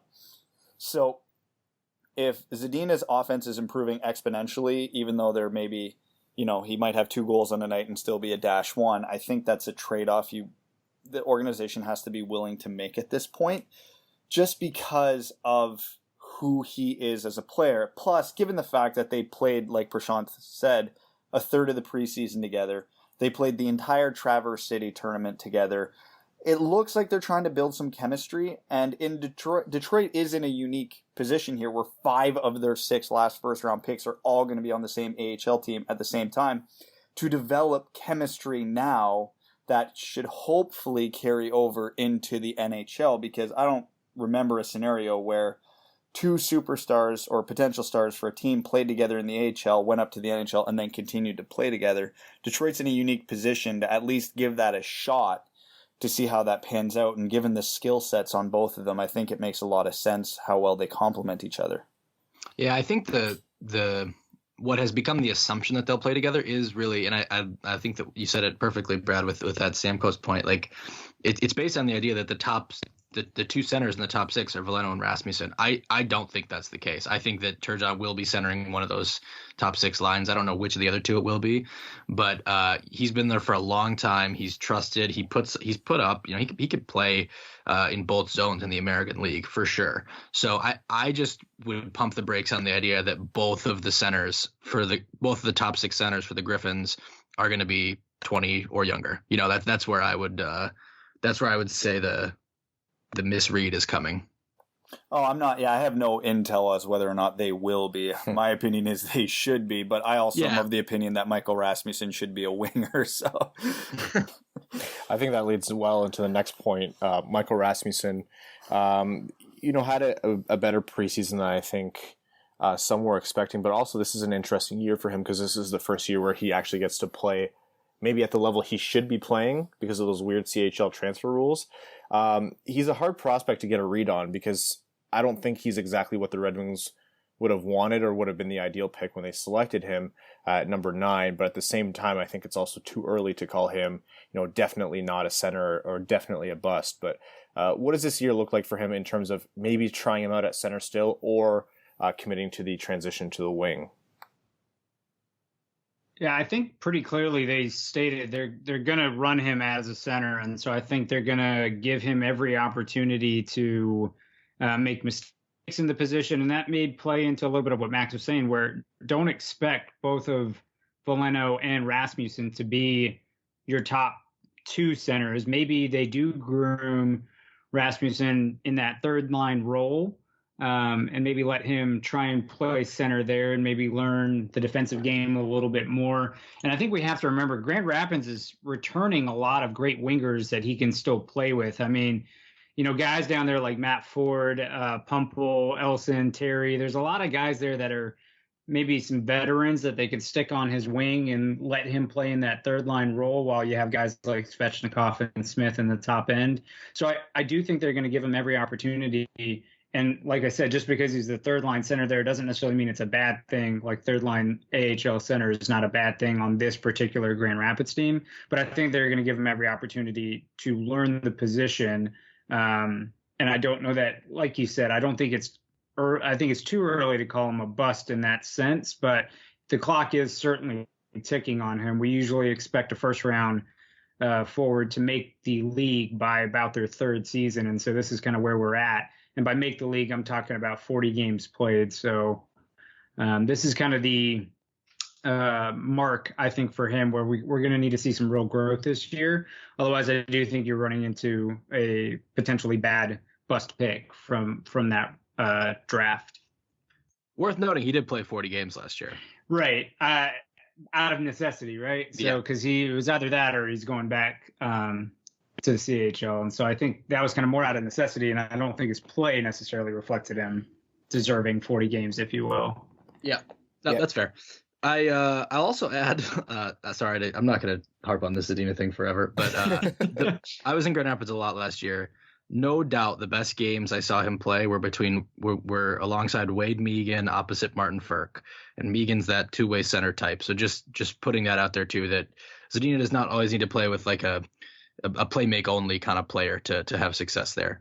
Moving on to Rasmussen though, like the Red Wings have said Jordan Staal is the guy they want him to model this game after. Jordan Staal obviously was a beast in the NHL at 18 right away. So I think, yes, I think we can all acknowledge that's lofty, right? But with this in the style that they're talking about grooming him, you're talking about a guy that gets Selke votes every year. So I think if that's the player they're telling us they want him to model after, you got to expect him to follow that track in his development. And I think that means playing that defense type role. It wouldn't stun me if they put him with a Svechnikov type, because his other real great trait is being around the net, and you got to have shooters there to put the puck around the net for him. But I would expect that to be how they want to groom him, as a guy who's going to be a shutdown line. I think they're going to want to put him against the other team's very best players in the AHL, if I had to guess, and they're going to want him to do all the things that accompany that. So that would be my guess for Rasmussen's usage this year. So what you're saying is Rasmussen is eventually going to be captain then? Of the Carolina Hurricanes. Of the Carolina Hurricanes. Yeah, I'm glad that you pointed out the whole, where he could be useful, especially considering his pretty niche talents, one of them being that net front. That's something that he did continue to work on, and that he obviously displayed aptitude in the preseason. Something that I was hoping he'd be a little bit better with, so he'll have to focus on in the AHL, is his strength, especially on the puck. He gets pushed off a little bit too easily for a guy that size. So that would be my biggest point to focus on for Rasmussen as he goes through the A. You mentioned Svechnikov, and I think that was another one that's a notable topic, especially considering we haven't seen him play any kind of meaningful hockey for a calendar year. He obviously would have liked to have made the team right off the bat, but how did his preseason look to you guys? And how do you think he kind of projects onto this roster in the future, if at all? Yeah, I think the goal was definitely probably a big weight off of his shoulders. But I mean, honestly, if I had to use one adjective really to describe him in the preseason, it's invisible. I don't know that I really picked him up on the ice a whole lot. He only managed 8 shot attempts at 5-on-5 in 4 games that he played. Didn't really seem to, I guess, drive a lot of play relative to some of his other teammates. But that being said, I thought his last preseason game was his best preseason game. And so potentially if he had the opportunity to get a couple more games in after getting that goal, he might have looked a little bit better. And we do have to remember he's coming back from a pretty serious injury. So I'm not putting a lot of stock in how he looked in his first couple of games of professional hockey after an entire year off. I'm not putting a lot of weight into that, but I do think he's probably better served getting his legs back under him, getting the feel of the game, feel the pace of play, play with the puck a little bit more, and probably play at a little bit higher skill level down in the AHL for a little bit before he gets another crack. I don't think you can write him off the team just yet. But again, like I was mentioning with that prospect time clock, his time is certainly ticking before he's getting passed up by the next generation of players that the Wings are bringing in. Yeah, so my bold predictions or whatever column for this year will have come out by the time this airs, and one of them is going to be that Svechnikov will play at least 30 NHL games this year. I definitely understand the sort of didn't notice him as much, but especially late in the preseason, I thought he played a pretty good 200-foot game at the minimum. Like I thought he back checked pretty well. I thought he was noticeable in the offensive zone behind the net, which I know everybody wants the Red Wings to utilize that space better this year. And I think he was one of the best at doing it. Him and Kasky had the tic-tac-toe pass where they eventually set up Giovanni Smith right in front of the net in the slot. That's a perfect example of it. I think Svechnikov, they're going to long play him because they really want to make sure he's comfortable before they try him in the NHL. I thought he showed me enough to think that he will get a call up in the new year. Like I think I'm going to predict it. So I put it in print. I'll say it here. I think he'll get some real time in the NHL this year. I'm not expecting a whole lot in the long term or anything. I think he probably is a third liner, but if a third line power forward with a little bit of scoring touch, there's always a place for that guy on your roster. Now, talking about how these guys are going to come up throughout the year, I think a lot of that has to do with as the season wears on and they see opportunity to maybe give these guys auditions, but also there's going to be injuries, and that kind of segues into the main Red Wings roster. Putting it candidly here, it's nothing sexy. It's not earth-shattering. It's more or less the same roster they had last year with a couple other pretty gray additions or substitutions. Very quick answers here because I don't think I can ask for much else. What are we expecting for the Red Wings this year in terms of how they're going to place? Near the bottom. I think I think they're going to score even less than they did last year. I just don't see much secondary scoring after that top line in Athanasiou, and they're gonna have to carve out a defense first identity, and maybe they have the pieces to do that enough to play tight games. But there's so many teams that finished near the bottom of the standings last year, right alongside them, did a lot more to get better. I don't think they did that much to get better, so it's all going to have to be driven by really that top line and a couple of young defensemen and Athanasiou. And that's not a recipe for breaking out of your lot in life if you're the Red Wings. Yeah, I'm in the same boat as Max. I told you guys before we started here that I think the Wings are one of the 3 worst teams this year. I think they are going to be a little bit worse than last year just because a lot of the teams in the East did a lot to get better. New Jersey made moves, and they were a team that finished worse than Detroit last year. We saw what Carolina did. I mean, there's a lot of other teams that were towards the middle of the Eastern Conference or at the bottom of the Eastern Conference that got a lot better. And I just think it further buries Detroit. I think it'll be a lot of Detroit and Ottawa down in the cellar, potentially Buffalo, depending on how their season shakes out. But my expectation would be they finish with the 3rd worst record. Do you guys think Moritz Seider sees any games this year?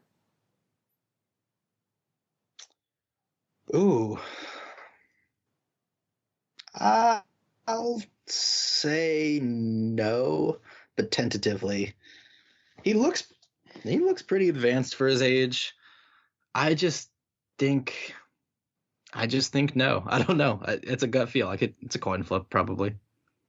Yeah, I mean, I think Seider, you can make the argument that he was the best defenseman that Detroit trotted out in the preseason. I thought he looked very poised with the puck.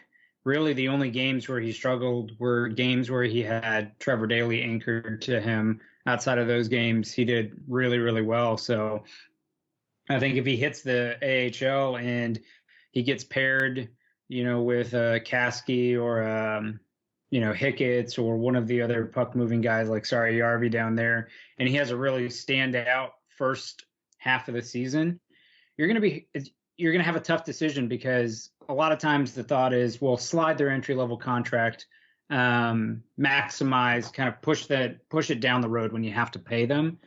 I'm kind of leaning more and more towards what Carolina's been doing. And if they're showing that they're competent and they're showing that they're going to be an NHL player, bring them up, burn the year, and get them to restricted free agency sooner. So I think if he has a really solid first half in Grand Rapids, you bring him up and you let him get the back half of the year in Detroit, burn that first year and get him another year closer to the restricted free agency period where you might have a better shot at bridging him longer. Yeah, that just swayed me because you look at Carolina's D and especially their cap structure, and you're like, how the hell do they have Brett Pesce and Jacob Slavin on these deals? And that's the answer, right? They pushed him up and they negotiated with him before everyone in the league knew they were elite. And so, that's a great point, Prashanth. Everything circles back to Carolina. I just loving those guys. They've run that team so well. And it's such a neutral team to cheer for that's not Detroit because it has such little bearing on the Red Wings and their rivalries. No, Prashanth, I'm glad you mentioned that about Seider, especially times where he looked bad in the preseason or a little off. He was kind of anchored to guys where he was trying to work with Daley's positioning, and you could tell he was just doing his best, but Daley wasn't where he needed to be, and you could see him try to compute that in his head in real time, and it was just difficult. But no, he's taken the team by storm. He surprised everyone. I think a few months ago, all of us, we were all saying he's likely going back to Germany, and now it was a certainty that he's going to the AHL. So I wouldn't, put any money on it, but at the same time, if he continues in the same way, I could definitely see him stepping in for the second half, or if injury, makes it necessary as well. He did have some pretty rough turnovers behind the net, though, especially toward the end of the preseason. That's, to me, the number one area is he was way too lax trying to push the puck up the boards to his wingers. I think at least 2 of them turned into goals. So that's the big area for Seider, and I don't think you can put those on Daley. No. And those weren't on Daley. I was more talking positionally. Those defensive lapses were just such prototypical rookie mistakes. I'd be kind of concerned if he didn't have those. Yeah. I want to talk about Jeff Blastula, and not just to bash him, but this is a funny year for him because he basically has a renewed vote of confidence with the new GM coming in. Steve Yzerman obviously has a very good, thinks very highly of him. He came in and said, I'm not entirely familiar with this team. I have nothing but respect for Jeff Blashill, and he has a pedigree for success. And this enters another year where Jeff Blashill doesn't exactly have a lot to work with to find that success. What does he need to do, either maintain or change, to kind of give himself the best bet to be the Red Wings coach coming out of this rebuild? Yeah, I think that's a really great question because, like Max and I both just said, they're going to be one of the worst teams. And so you can't just say, all right, let's look at their position and do they overachieve? Do they underachieve? The talent level on that team, unfortunately, is one of the 5 worst teams in the NHL. And so I think what you're looking for is a little bit of what you saw last year with the guys that are going to be a part of the core. Are they taking steps in the right direction? You had a great year with Dylan Larkin. He really made that leap. If we throw this all the way back to the summer before last season, there's actually a handful of people, including myself, questioning, did we give Dylan Larkin too much money? And now you look at the season that he had and you're like, wow, that's actually a really stupid take. And I wish I could take that back because Larkin had an amazing year. Athanasiou hit the 30-goal mark. You had Mantha, who had 25 goals and probably would have hit the 30-goal mark if he didn't break his hand. So you had the guys who were a part of the core actually take big steps forward and have great years. So I think if you see a similar development, you have another step forward for Larkin, another step forward for Athanasiou, another step with Mantha, with Roenick, potentially Chalowski, and then potentially Sider, Zadina, Veleno, depending on if they get any time at all. That should be your barometer. Are those guys that are part of the core doing the right thing? And I can kind of ignore the fact that I still have Trevor Daley, Jonathan Ericsson, Justin Abdelkader, guys who are not really pushing the needle much. I still have those guys and they're not going anywhere. 100% agree on that. And I'd add the other thing you'll want to see is how the team looks energy-wise and engagement-wise in March when everyone knows they're out of the playoffs. And what do they have to play for but pride? I mean, that's the thing that people talk about when they talk about losing the locker room. Like, are these Red Wings going to show up in the final month of the year when we all expect them to be eliminated from contention, whether it's technically, mathematically, or just in spirit? And are they playing tight games still? Are they sneaking out wins? Do they pull off? I know everyone hated that win streak last year, and man, with how Quinton Byfield looks, they could really, really use some lottery luck this year. But are they still playing those games? Are they still able to summon that effort level? And if they are, I think you have to give a lot of that credit to Blashill. Well, guys, that's there's only so much that we can talk about the Red Wings preview, but I know, Max, this is disappointing because it's not the way we want to intro it. We joked about how we were going to do this. You guys are close friends of ours, are amazing friends of the podcast, and you have some exciting news of your own. So if you guys want to share that with all the listeners. Yeah, hopefully some of you guys will have seen it on Twitter by the time this airs, but Prashanth and I are actually launching a podcast as well. It's going to be called Wings for Breakfast. It'll be twice a week. Once will be free on Apple Podcasts, Spotify, wherever you get your podcasts, and once a week will be behind the paywall for our Athletic subscribers. We would love all of you to subscribe for the Athletic. I hope many of you do already, but if you don't, we're really hoping to give you guys a really complete look at the Red Wings, and it's not just going to be we're not just going to try to do the Winged Wheel pod on our own. Like, obviously, like Ryan said, we're all pretty close friends by this point, and we want to do things a little bit differently.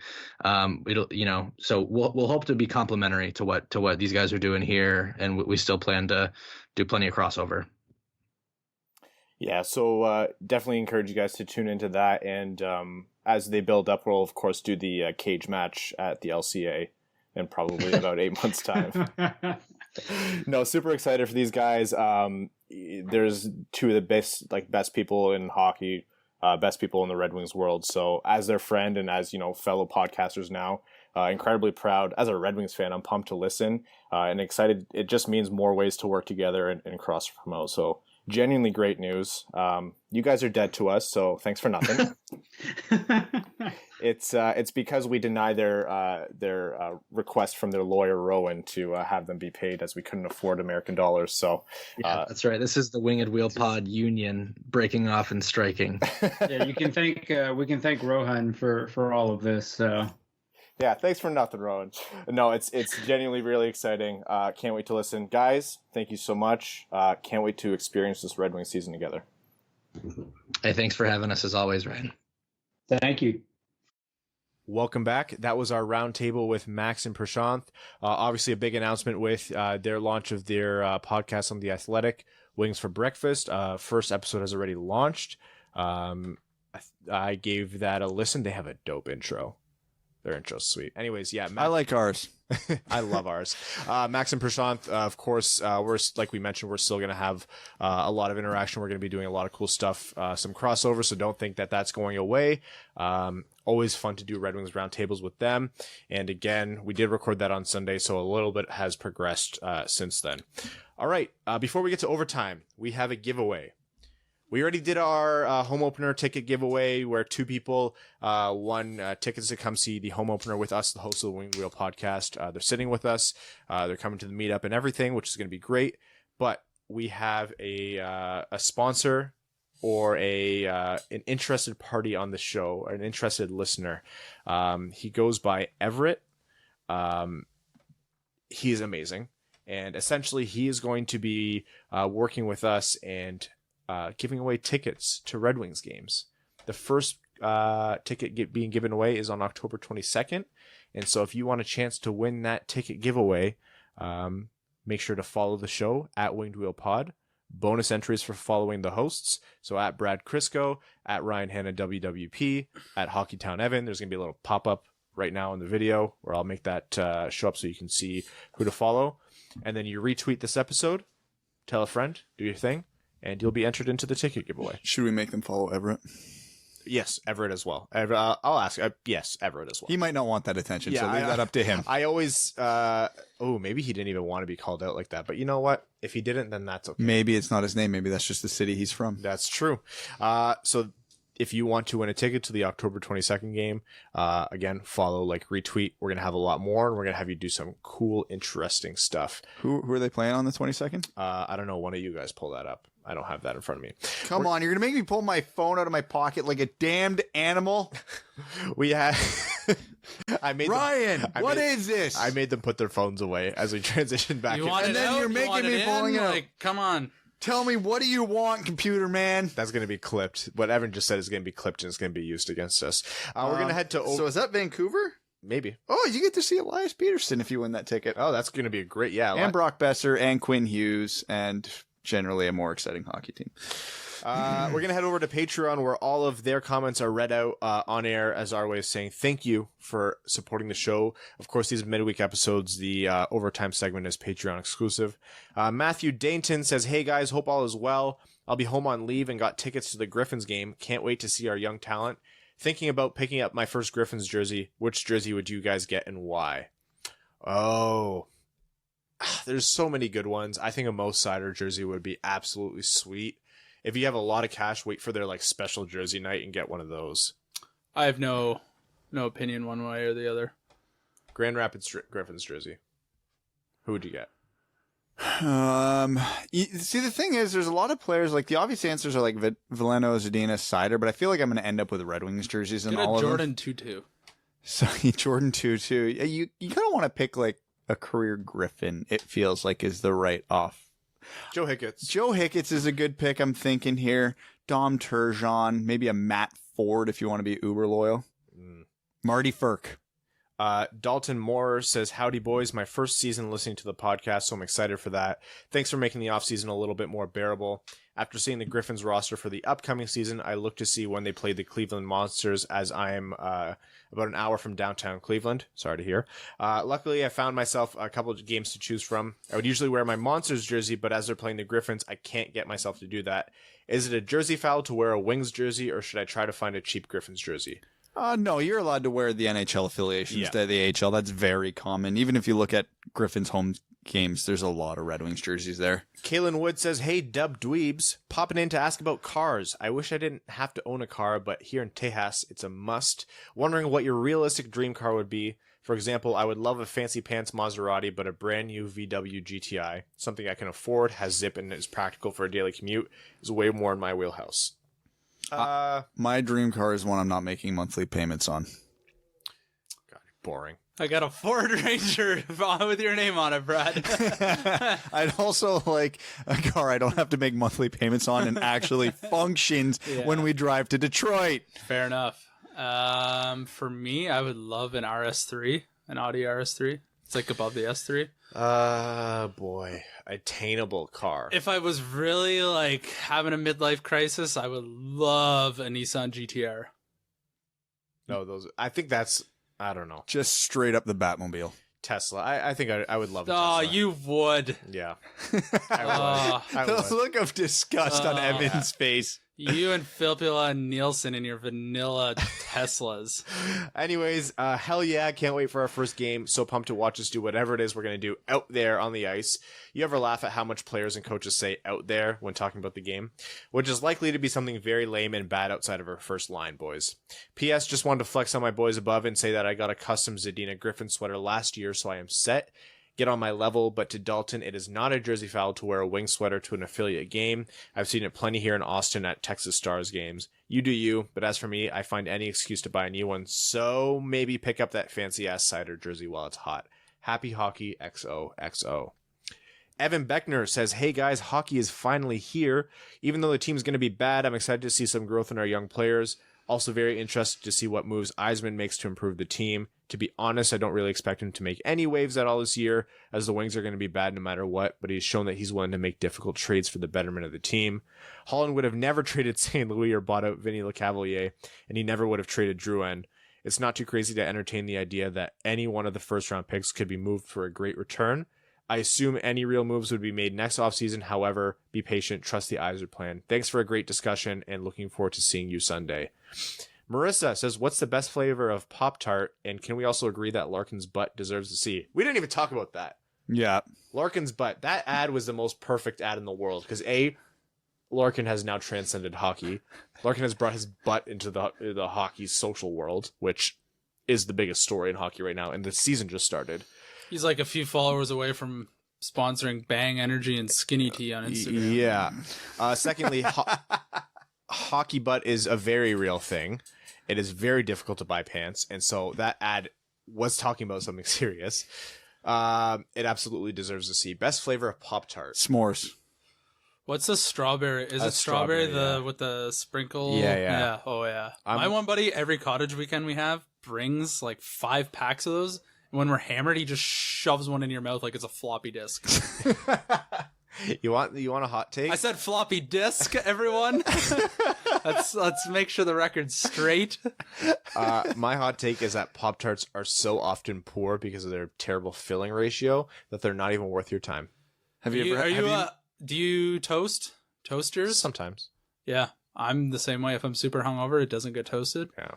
But I prefer toasted. And they call me the cop. Connor Jager says, hey boys, long time no comment. I want to take a moment to say you guys have been killing it, especially these last few months. Seems the pod has grown a lot this past offseason and will continue to snowball. Appreciate you saying that, Connor. We really mean it when we say we've seen an amazing amount of growth. You guys have made us the biggest Red Wings podcast on the air, and we want this season to blow all the past growth out of the water. He goes on to say the season is finally here and it's time to frickin' enjoy some hockey.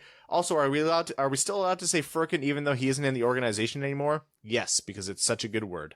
Can't wait to see everyone at the home opener this Sunday. Just your average Tej says, what's up, gents? A few more days until hockey and our meetup. I usually get a signed puck while I'm there from the store this year. Not sure if I should get Athanasiou, Mantha, Burt, Veleno, Sadena, or German Lidstrom.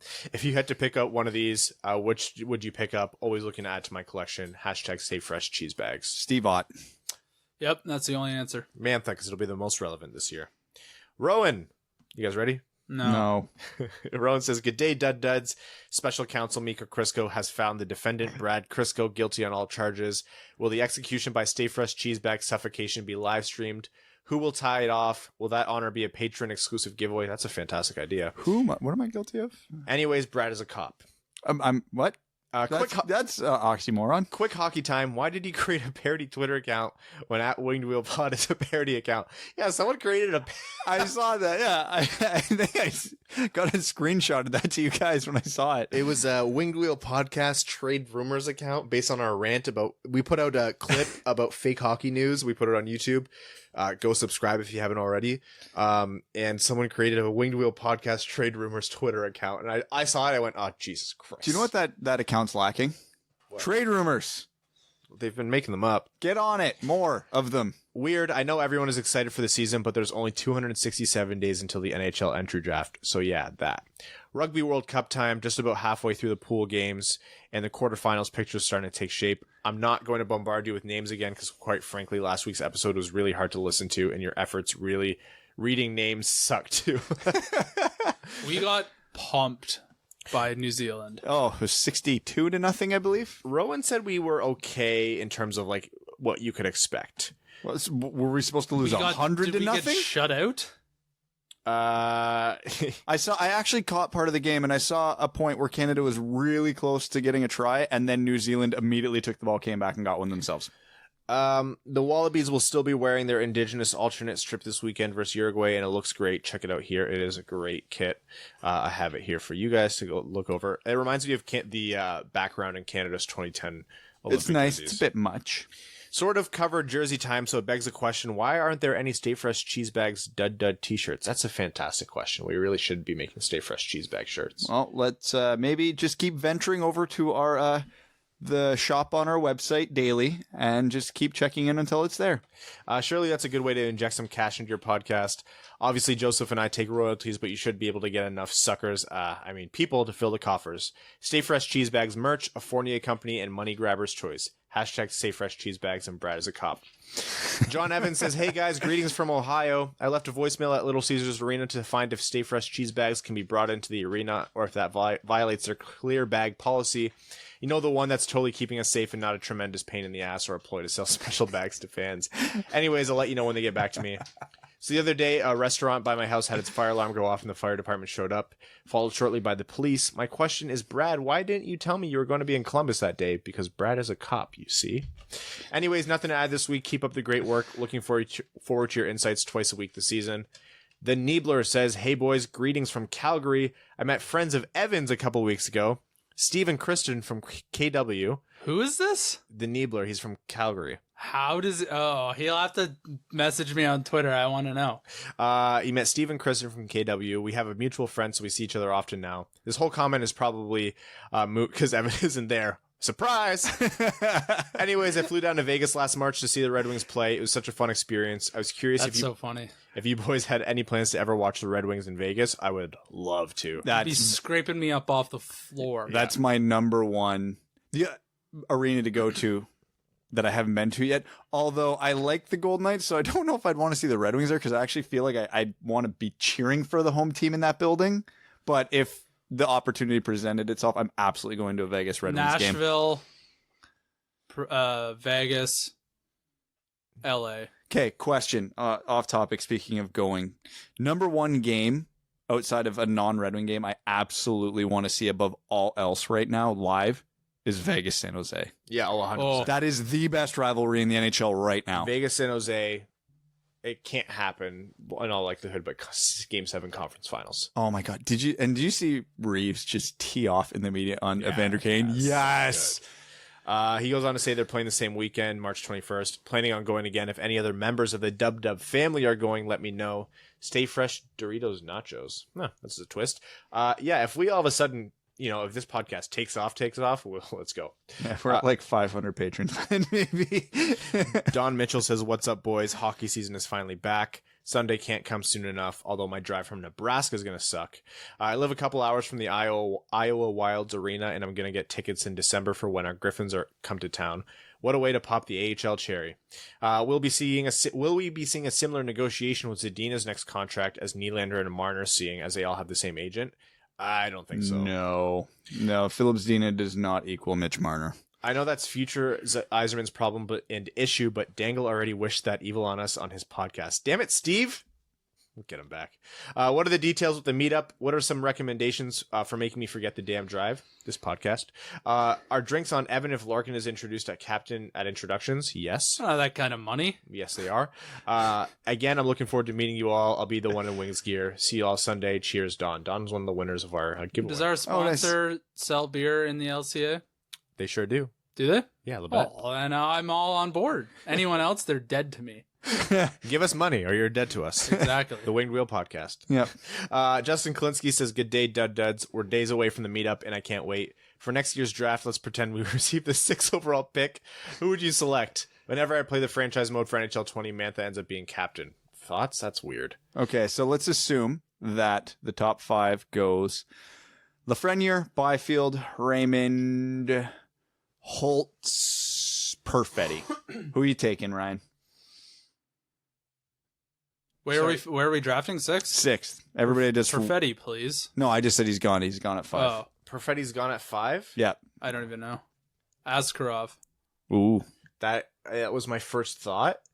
And with like those guys are the ones that you think of when you're a Red Wings fan and you're thinking you're getting a top 3 pick. Those are the guys you're keeping track of.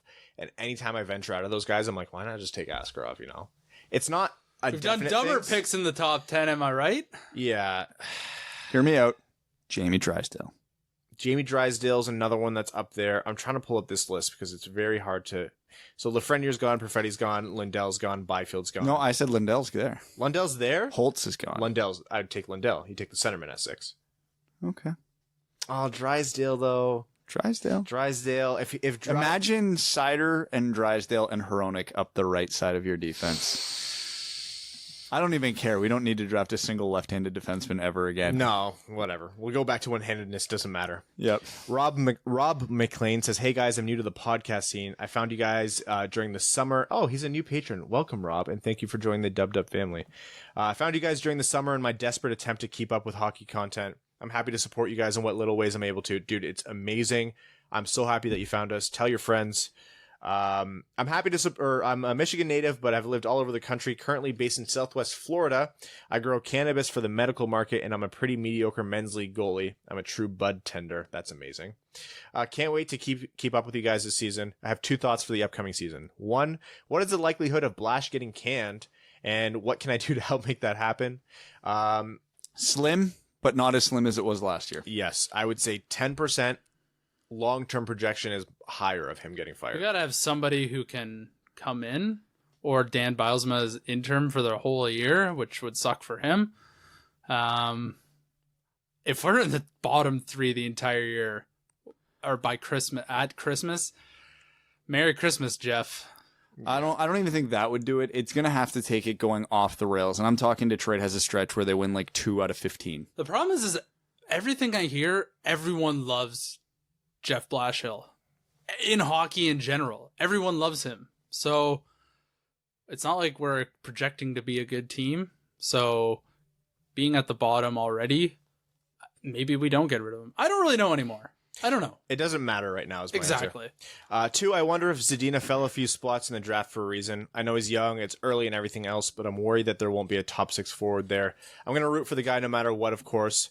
Boy, could Sider have made up for any draft busts in the last 1 or 2 drafts, though. Keep up the good work, guys.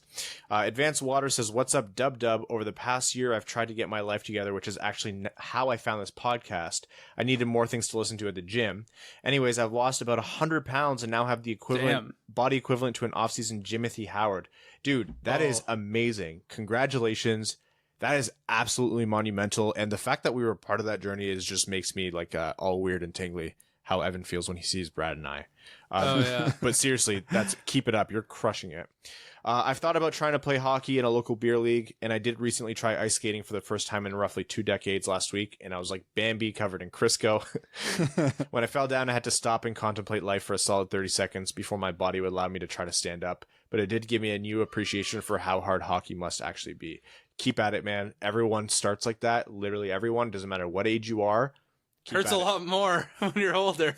Sure does. Falling on your knees, you just sit there on all fours and you contemplate what the hell you're doing with your life. Tony Hatcher says, "Just found out I'll be in Michigan this weekend. I still have to head back to Pittsburgh Sunday night, so I won't make the game, but my girlfriend and I will be making the meetup." Amazing. Nice. Yes, that is excellent news. Another state represented. Yes. All right, guys.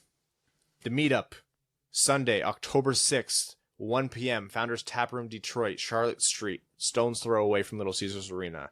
Swag giveaways. There's gonna be shirts. There's gonna be awesome food and beer. If you get there early, we usually buy a bunch for the crowd to start. We're gonna walk over to the game together. Ticket giveaway. Follow the Winged Wheel podcast. Like the tweet for this episode. Retweet it. You follow the hosts. Bonus entries. We'll see about Everett. I'll ask him. That's for the ticket on October 22nd. Guys, it is hockey season. We are almost there. I would like to thank everyone who stuck with us through the offseason.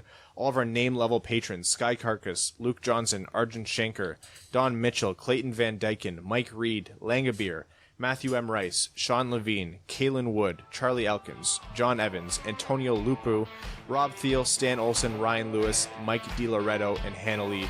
Thank you all so much. Red Wings hockey is coming. We can do this, guys. We'll do it together.